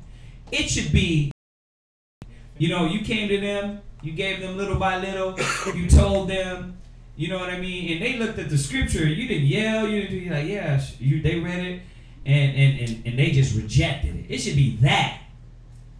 Not because you came in with fringes on, you know what I mean, with a sword in your back and chopping everybody's. It says, to the weak become I as weak, that I might gain the weak. I have made all things to all men, that I might by all means save some. Right. So what you're doing is you're understanding the people and the nature of your family have to understand the mind state, and you have to become that type of way. You can't change from because you've changed. So now you're condescending to that level, and you're gaining that person to come to your level. Right. When you're down, I'm gonna squat down and I'm gonna reach out my hand to you, and we're gonna come up together. Right. So we're gonna stand together. Another one. Right. Go ahead. It's powerful, ain't it? It is. That has to happen because if not, you're gonna lose the person. You know, especially with people now, man. Nowadays. Go ahead. Ecclesiastes chapter 4, verse 7. I'm gonna read that too. Mm-hmm. It says, "Get thyself the love of the congregation, and bow thy head to a great man." So again, you're getting the love. How are you getting the love of the congregation? By taking it slow. You're moving at a pace that they understand. You're acknowledging this understanding of the person that you're giving the knowledge to. Right. Well, once again, and I give this analogy or example before, if you got somebody slow mentally, do you deal with them like a person that, or a child that comprehends? You can't. No, you can't. You walk over to him and say, "Hey, Billy, no, you can't chew on scissors." Right? But the other children, you like, what are you doing? Put that over there. Right? Because they comprehend. But somebody slow mentally, they might not get it. Right? So you have to know a lot of our people are what? Slow and stubborn as hell. And they just don't get it right away. So be patient with them. Be patient with them, and remember what the scripture says. Win the love of the congregation. Become all things to win them over in Christ. Learn how to adapt to these people. Be wise as serpents, harmless as doves. And then a lot of your family members might come in a little more. You got some more? Oh, you can. I do. Because when you go into Hebrews chapter 5 and 13, right? Hebrews chapter 5 and verse 13. Let me read that real quick. And the reason why, it says, "For everyone that uses milk is unskillful in the word of righteousness, for he is a babe." So first off, this is what you got to realize when you get the knowledge or you first get the class. You first realize you're a Hebrew Israelite. Now you're a babe. So a baby cannot feed another baby. A parent can feed a child. An adolescent can feed a baby, but not a baby feeding another baby. Right. Because you're going to cause that baby to eat. Yeah, you're over here trying to get out of your retarded state eating Play-Doh, and you're going to end up feeding that Play-Doh to somebody else. Right, right. Usually what you see with babies, when they try to feed each other, they're trying to feed each other the wrong stuff. Right. You know, so yeah, very, very good point is that, you know, especially when you're babes. You know, now if it's another point to where you're past that, you've been in the truth for a while, you're trying to give it to your family, or, you know, once again, how you do it is important. All right? I got one more. because to transfer from that babe stage, right? You're going to go to this is No, don't go into all that. Don't do that because we're gonna go out of the question. All right, transferring from the babe stage. We answered the question. The question was dealing with the family. How do we get their family to get it? We got it. All right. So, any other questions? Yeah. What is I'm sorry right there. Give me on that. In Titus there, Mm-hmm. I'm trying to figure out where it says the Cretans. Titus what? Okay, Titus chapter 1 verse.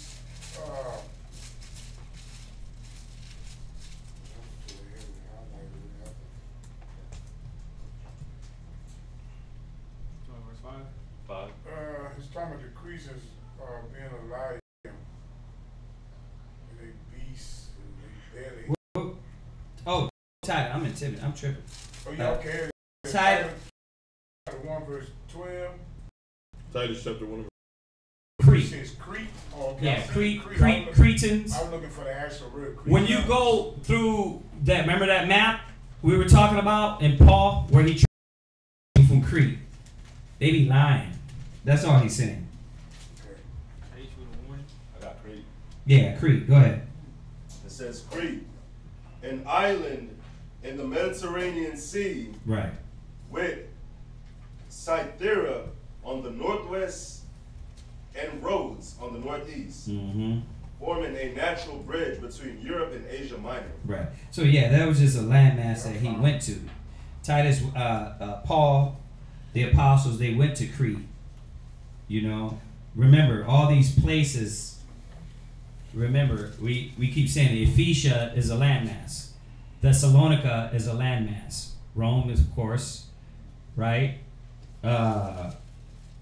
Corinth. These are all land masses. So, excuse me, Yeah. something else. In Asia Minor, yeah. Okay, like when I saw the word Cretans, and I looked in here and I looked for the specific word, I should have looked with that for sure. Cretans. Crete. Yeah, you should have looked for the Cretans Cretes. So if I look for another word like that, It's like if you look up Ephesians, it's gonna say a book in the Bible. But if you look up Ephesia, it's probably gonna tell you the landmass, right? It's gonna tell you the land. So you know, you gotta look it up in different word, the way it's worded. You know what I mean? One's pertaining to the people, one's pertaining to the landmass, right? America. If you look up America, it's gonna give you history on America, right? But if you look up Americans, it's gonna talk about the people, right? All right. So we got any other questions? Yes. Yes. Next question is how to deal with my kids playing with other children of other nations. Teach your kids, just like we do now. Teach your kids, teach Israel to not be influenced by them. But that's any kid, really. So it ain't necessarily, if you start teaching them that, there's going to be some problems. Remember, you're in the middle of the other nations, right? So the scriptures say, we get it. It says we're in the midst of a crooked and perverse generation. I want you to give me that one. Then I want you to go to St. John.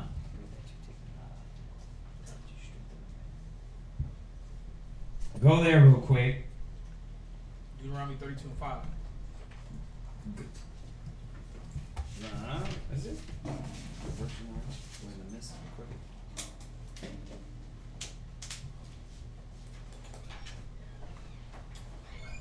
No, that's not it. Yeah, it's Philippians. Yeah, I knew it was in the New Testament. What is it? Philippians 2:15. Go to Philippians 2 verse 15. And I know the other one is in St. John. Go there. Philippians chapter 2, verse 15. Right. That ye may be blameless. Right. See, so what should we teach our children? We should teach them the same thing we teaching ourselves. That we may be what? Blameless. Yeah. See, we got to teach them the laws, statutes, commandments, the judgments.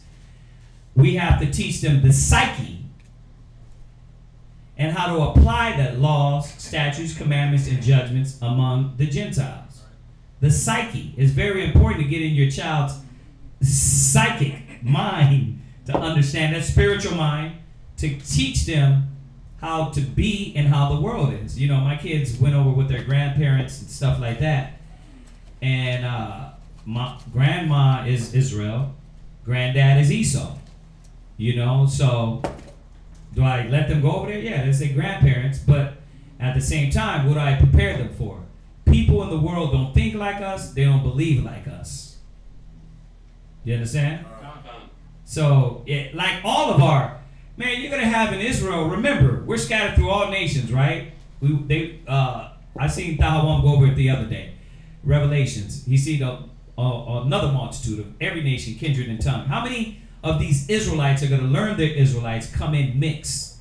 What are they gonna do? Act stupid when they got white cousins and family? That's still their family.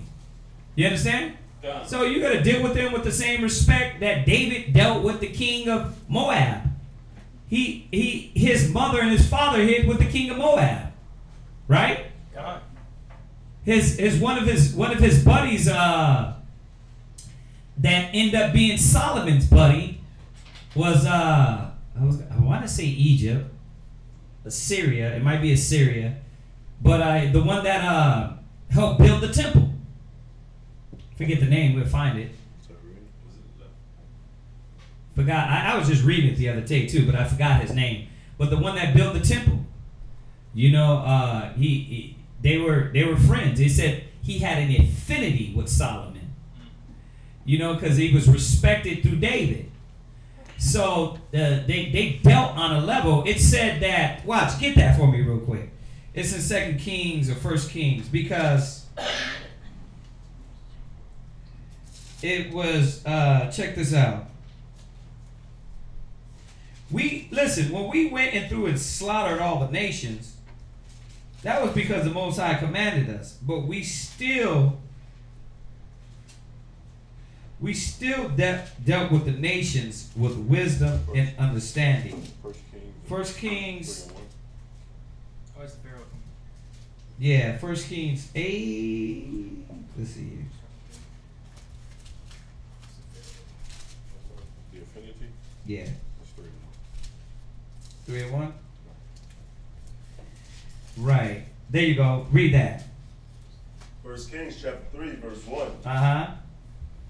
And Solomon made affinity with Pharaoh, king of Egypt. Right. And took Pharaoh's daughter. He took his daughter. Go ahead. And brought her into the city of David. Uh-huh. Until he had made an end of building his own house. Right. So he made alliances, right?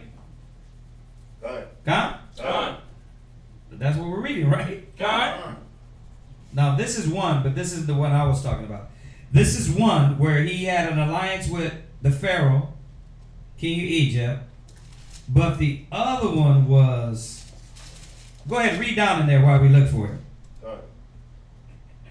And the house of the Lord and the wall of Jerusalem round about. Mm-hmm. Only the people sacrificed in high places because there was no house built unto the name of the Lord until those days. Okay, jump to 5.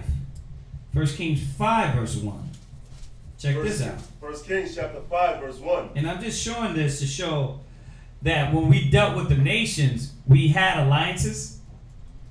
We weren't just walking around killing the other nations. When you read in Kings, there was nations that were in slavery, and there was nations that just we had an agreement with. Yeah, you're under me.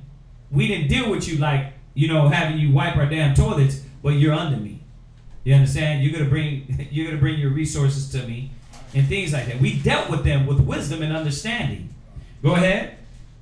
1 Kings chapter 5 verse 1. Uh-huh. And Hiram, king of Tyre, sent his servants unto Solomon, mm-hmm. for he had heard that they had anointed him king in the room of his father. Right. For Hiram was ever a lover of David. It said Hiram was what? Ever a lover of David. Go ahead. And Solomon sent to Hiram, saying, Thou knowest how that David my father could not build an house unto the name of the Lord, his God for the wars which were about him on every side, until the Lord put them under the soles of his feet.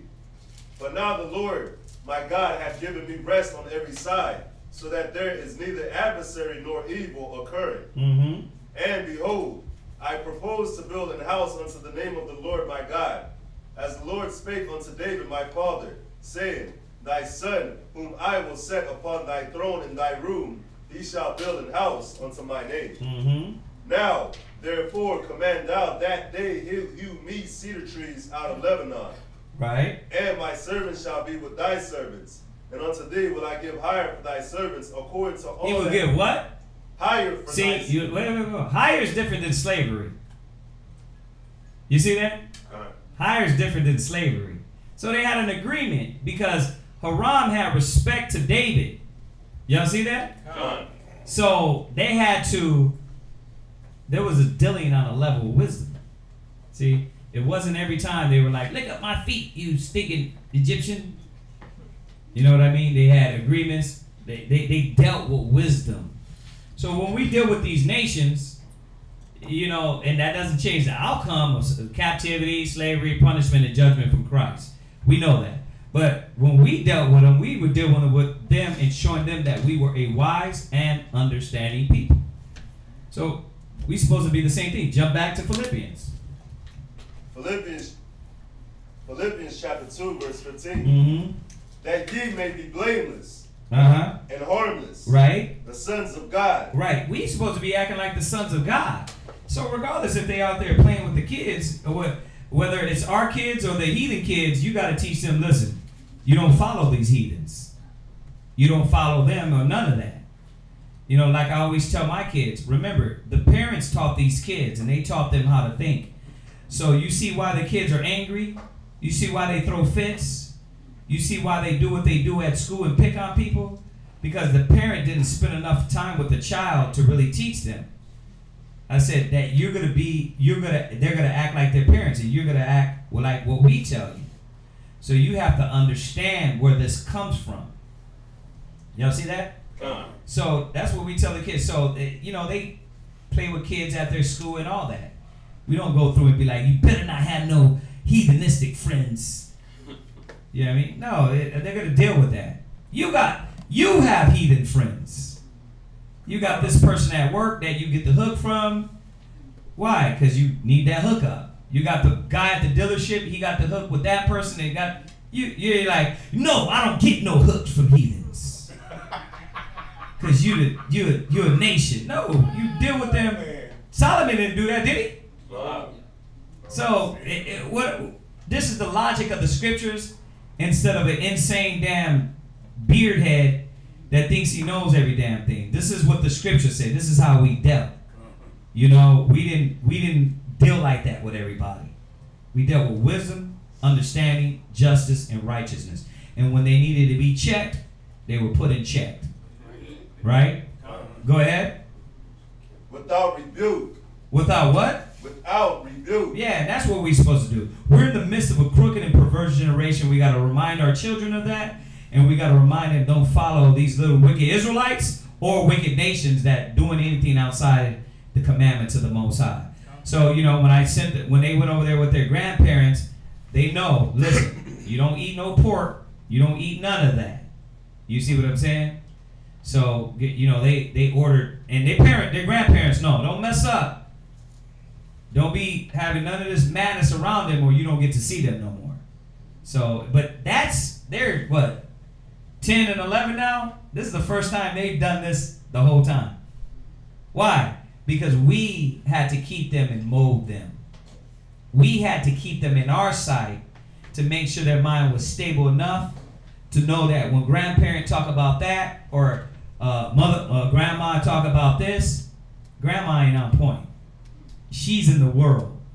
You see that? So, but it took how many years? Quadi's 12. No, Quadi's I don't know. I'm bad at ages, so she's about 11 or something. Quadi's 11. Mawala's like 9 or 8. He's 8, right? So it took a long time. You send them over there with your grandparents at a young age, They get that grandparent spirit. They start bringing that stuff back with them. So we waited. So you gotta control all that. Control all your environment of who's influencing them. But if you build them and you raise them good enough, my kids they went to school and they start being influenced by the madness of the school. So we had to come and constantly do what we are doing in here, right? Constantly washing them. Like, where the hell you get this from? You didn't learn that. You know that's wrong. So it takes work, man. But yeah, whether it's Gentile or anybody, usually it's Israelite kids too. So you can't go in that mind like Gentiles when the Israelite kids is more damn off. You got the Muslim kid, he'll be on more point. The Muslim kid ain't asking for pork. You know what I mean? The Israelite kid is sitting there eating pork, anything, and talking about why you guys don't eat this or that. You know what I mean?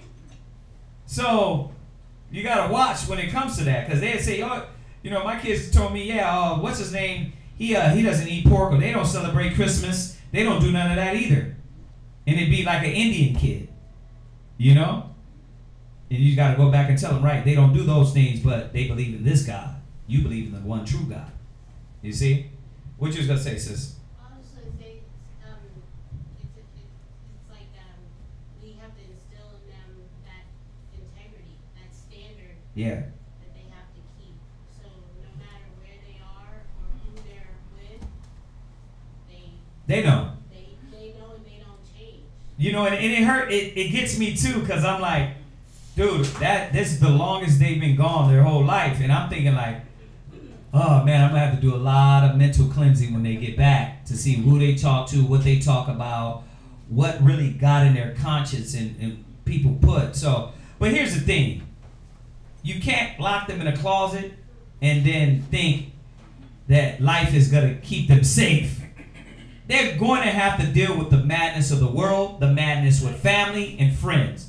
So it's you know, and it's your timing too, but I know this, you better have a grasp on their mind and know that you have the most influence on them before you give them and let them stay with friends and family, because if not, they're going to take over that mind, bro, and destroy them. We just did a 5 minutes of wisdom on that too. But one of the things I put up in there, it was a Jesuit priest. I keep getting his name wrong, but it was Ignatius. He was a Jesuit priest, and he said, if you give me the children from you know, the beginning of birth to 7, he said he would serve the church forever. Why? Because your child is influenced the most, and their processor is picking up everything at this young age. And the church knew that. America knows that. They are psychologically bashing our kids at a young age with all these things, because they know when they can grasp their mind. So once you get a hold of their mind, then you can figure out, you know, if they're obedient and disobedient, right? What? I thought you was going to say something. Somebody else? You. Oh, yeah. What you were saying, that you can't just keep them in a bubble or whatever, locked up in a room. Yeah. It made me think about my childhood. Like my mom, she wanted to keep me locked up in the bubble in the room. Right. And then dad, he wanted to throw me to the wolves. Right. And then mom, when it comes to swimming, she wanted to put floaties on me, and dad wanted to throw me into the deep end. Right. Division. Right. Division. Always in the black households. Why? Dad want to do it one way, mom want to do it one way. But what we both have to understand as men and women, we're both needed, and both have to understand the timing of what's needed. And of course, let the man run the house in the wisdom of the Most High, right? Mm-hmm. You know, the men that do have the wisdom and knowledge. So, yeah, that's you know, that's wisdom of the scriptures, how we dealt with the nations, and how we dealt, you know, around them. And once again, back in Deuteronomy, this is your wisdom in the sight of the nations. That's what they're going to see. So you have to keep in mind, you're not going to take them and stop them from dealing with these nations, whether now or when they get older. They're going to be around them, and they're going to deal with them. And you got to make them aware of what the filth is out there. You know? Yeah. You know, I was sitting up and thinking while you was talking. You spoke earlier about the weaning from the milk. Yeah. And I was just sitting there thinking, when you said don't stuff a steak down a little baby's throat because you'll kill it like that, I kind of look back at that. That's spiritually. Yeah. Because I'm using myself for an example. I'm just using myself for an example. I'm still healing. I'm healing too at the same time spiritually while I'm doing this. Right. From garbage I was given In the way world. back. Right. You know, even in church and stuff I was given that wasn't right. My mind is still trying to grasp some of this truth that I came into because of the damage. That done damage to me. I'm just being straight with it. That's everybody though. You know. And we understand that though. You know. It is. You know, but we understand that, and we're trying to train brothers to understand that there's a lot. But the problem is that when Israel, they're battling that. You know what I mean? You have given yourself though to be able to hear. Right. But a lot of Israelis, they think it's their mind. They think the garbage way they think is them. It's not them. It's the white man. He jizzed on your spirit, and he put TV, rap, drugs on your soul, and now you think you're a goon, a goblin. You think you're no, you're a clone of what the white man created you to be, and we have to get that out of us. Whether it was the white man, whether it was TV, whether it was a bad situation, or some way you were influenced and you're bitter, you're angry, or whatever it is.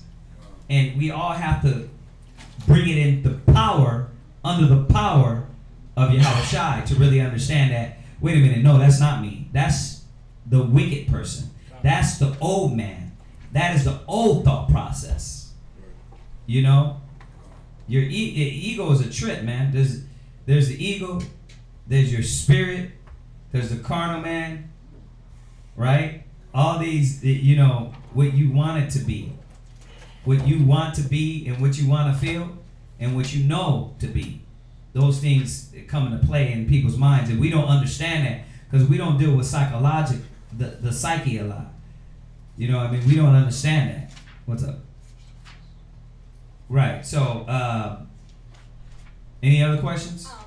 Yeah. Yes. I don't know if this is a statement or a question, but it has a question mark. It says, how can we call ourselves men if we cannot control our women or children? Right. Right. Well, we can't. Well, we're not men. We're not men until we can control ourselves. And we're not going to be able to control our men, women, and children till we get a grasp of ourselves. So it takes time, but it takes a maturity for a man to realize he's not a man, and that for somebody to tell you that, that's not taking away nothing from you. We've been raised as boys in this society, and we've been raised by the white man in this society so much with so many different concepts that we don't understand that. So that's why, you know, you tell a dude, you're a boy, he want to fight you and kill you because he thinks he's trying to hold to something that's really not him. So, you know, we're not men until we get this wisdom and understand a man shall be commended according to wisdom. The way he thinks, the way he feels, the way he acts is all have to be reformed to what the Bible says. You know how many brothers, I like bringing up examples because it shows you brothers still got a worldly mind. You know, like brothers come with that, I'm a killer too. Like, no, you're not. You ain't killed nobody. And if you did it running. You're not a killer. You know what I mean? I'm a man too. You're not a man. You're not a man just because you got nuts between your legs. You know, you're not a man because you can talk loud and because you feel you can shoot somebody. I never respected that as a man. You'll never be a man to me. I don't give a damn how hard you think you are. If you ran up in here and shot me in the face right now, you're still not a man. You're still a boy in a man's body, because a true man can understand his weaknesses, his mind, and how damn emotional you are. So you can scream and tell me you're a man and you got to be respected all you want. But you're a man and you'll be respected if you act like a man. We get a lot of brothers that come in and do that. Brother, you don't need to be talking to me like that. Then don't act like a child. You see what I'm saying? You can't come with your pants in here sagging and the brother say, "Yeah, pull up your pants." Oh, brother, who are you? The man that's telling you to act like a damn man and not like a little boy. So that's the problem with a lot of brothers and sisters, that they think there's something or somebody. Paul said it. He that think of himself to be something when he is nothing, he fooleth himself. We're nothing. David said we were as beasts before you. So you can pose that you're hard all you want. You're not hard. You know what I mean? What makes us hard is the wisdom, knowledge, and understanding of the Creator. That's what makes us hard. What? I wooed that just then because I can identify with that. Yeah. Because I told my realist, you know, I said this several times, I'm just not learning how to love. Right. Because I didn't have no clue what love was. Mm-hmm. I thought I knew what love was. I had no clue what it was. Right. Until I started coming to this. And the same thing you're saying about the boy, and you're talking about your man, it ain't the size, because the big as the guy I am and all that, you can come snatch my heart right up out of me without touching me. Right. With your hand. Right. But with the words you say, because I wasn't taught, I wasn't brought up on how to be a man. Right. See, I was taught, and you just said it. That's why I said woo. I was taught how to be a boy. Right. That's all I was taught. I'm just being honest. Yeah. And I'm gradually coming out there, and it's a little struggle, but that's okay. I'm still just trying to grasp. Listen. It took me a long time to be able to say that in the truth. Why? Because there's a lot of brothers in the truth that really don't understand that as you become a man, you're starting to be able to deal with all things. And this is coming into that godship. As we are learning more, we're coming to be gods. And we're moving from men to gods. So, but we got to get to man state. You can't be a god when you don't know how to wipe your ass. You can't be a man when you don't know how to wipe your ass. You can't be a man and knowing that the first and foremost thing is to serve the Most High and keep His commandments. That's the first and foremost thing. And we don't get that. Our service is to money, women, clothes, and that's all it is. That's not a man. The white man said that. Oh, you're a man when you pay child support. There's many faggots paying child support. So, you know, it's just a logic out there. It's just stupidity, and it's our ego trying to buck up because we think we got guns or knives or we're hard, some fictitiously hard person. It's not real, man. It's not real. Too much Scarface. But any other questions? No, sir. Anything in here? Calm, well spoken. That's all he said. Nothing? Okay. All right. So we're going to conclude class. Listen, y'all brothers and sisters online, if y'all want to help us out with the travels to Trinidad, they're bearing most of the burden. You know, Barakatah Yahweh Shem Yahshua for that. Tahawam's household again is helping out with that, because we didn't know how we was going to get out there, but it looks like we're going to be going to Trinidad and getting the word out there. So, you know, the harvest is plenty as the labors are few. We thank y'all for the ones that do help, do give. But if y'all want to help with the school, with Trinidad, we would appreciate it. Because it takes a lot, man. It takes a lot. And we're going to be leaving somewhere like next month, the beginning of next month, to Trinidad. So, you know, that's why we need brothers to step up here, because we got to have, if we leave, class still got to go on, and all the souls in Houston that we're dealing with still got to be taught. So we're trying to do a lot of works, and what we can do our part in the spirit of the Most High in Christ. So once again, if y'all want to give donations, alms, offerings, you know what I mean, y'all know y'all can put it in the Wells Fargo account. If y'all want to give Bibles, pens, papers, pencils, computers, anything, y'all can do that also. All right? We need chairs, all that. You know, whatever y'all want to do. Otherwise, if nobody got any question, everybody online, salute them online. Shalom. And then we'll see y'all Monday, y'all. All right?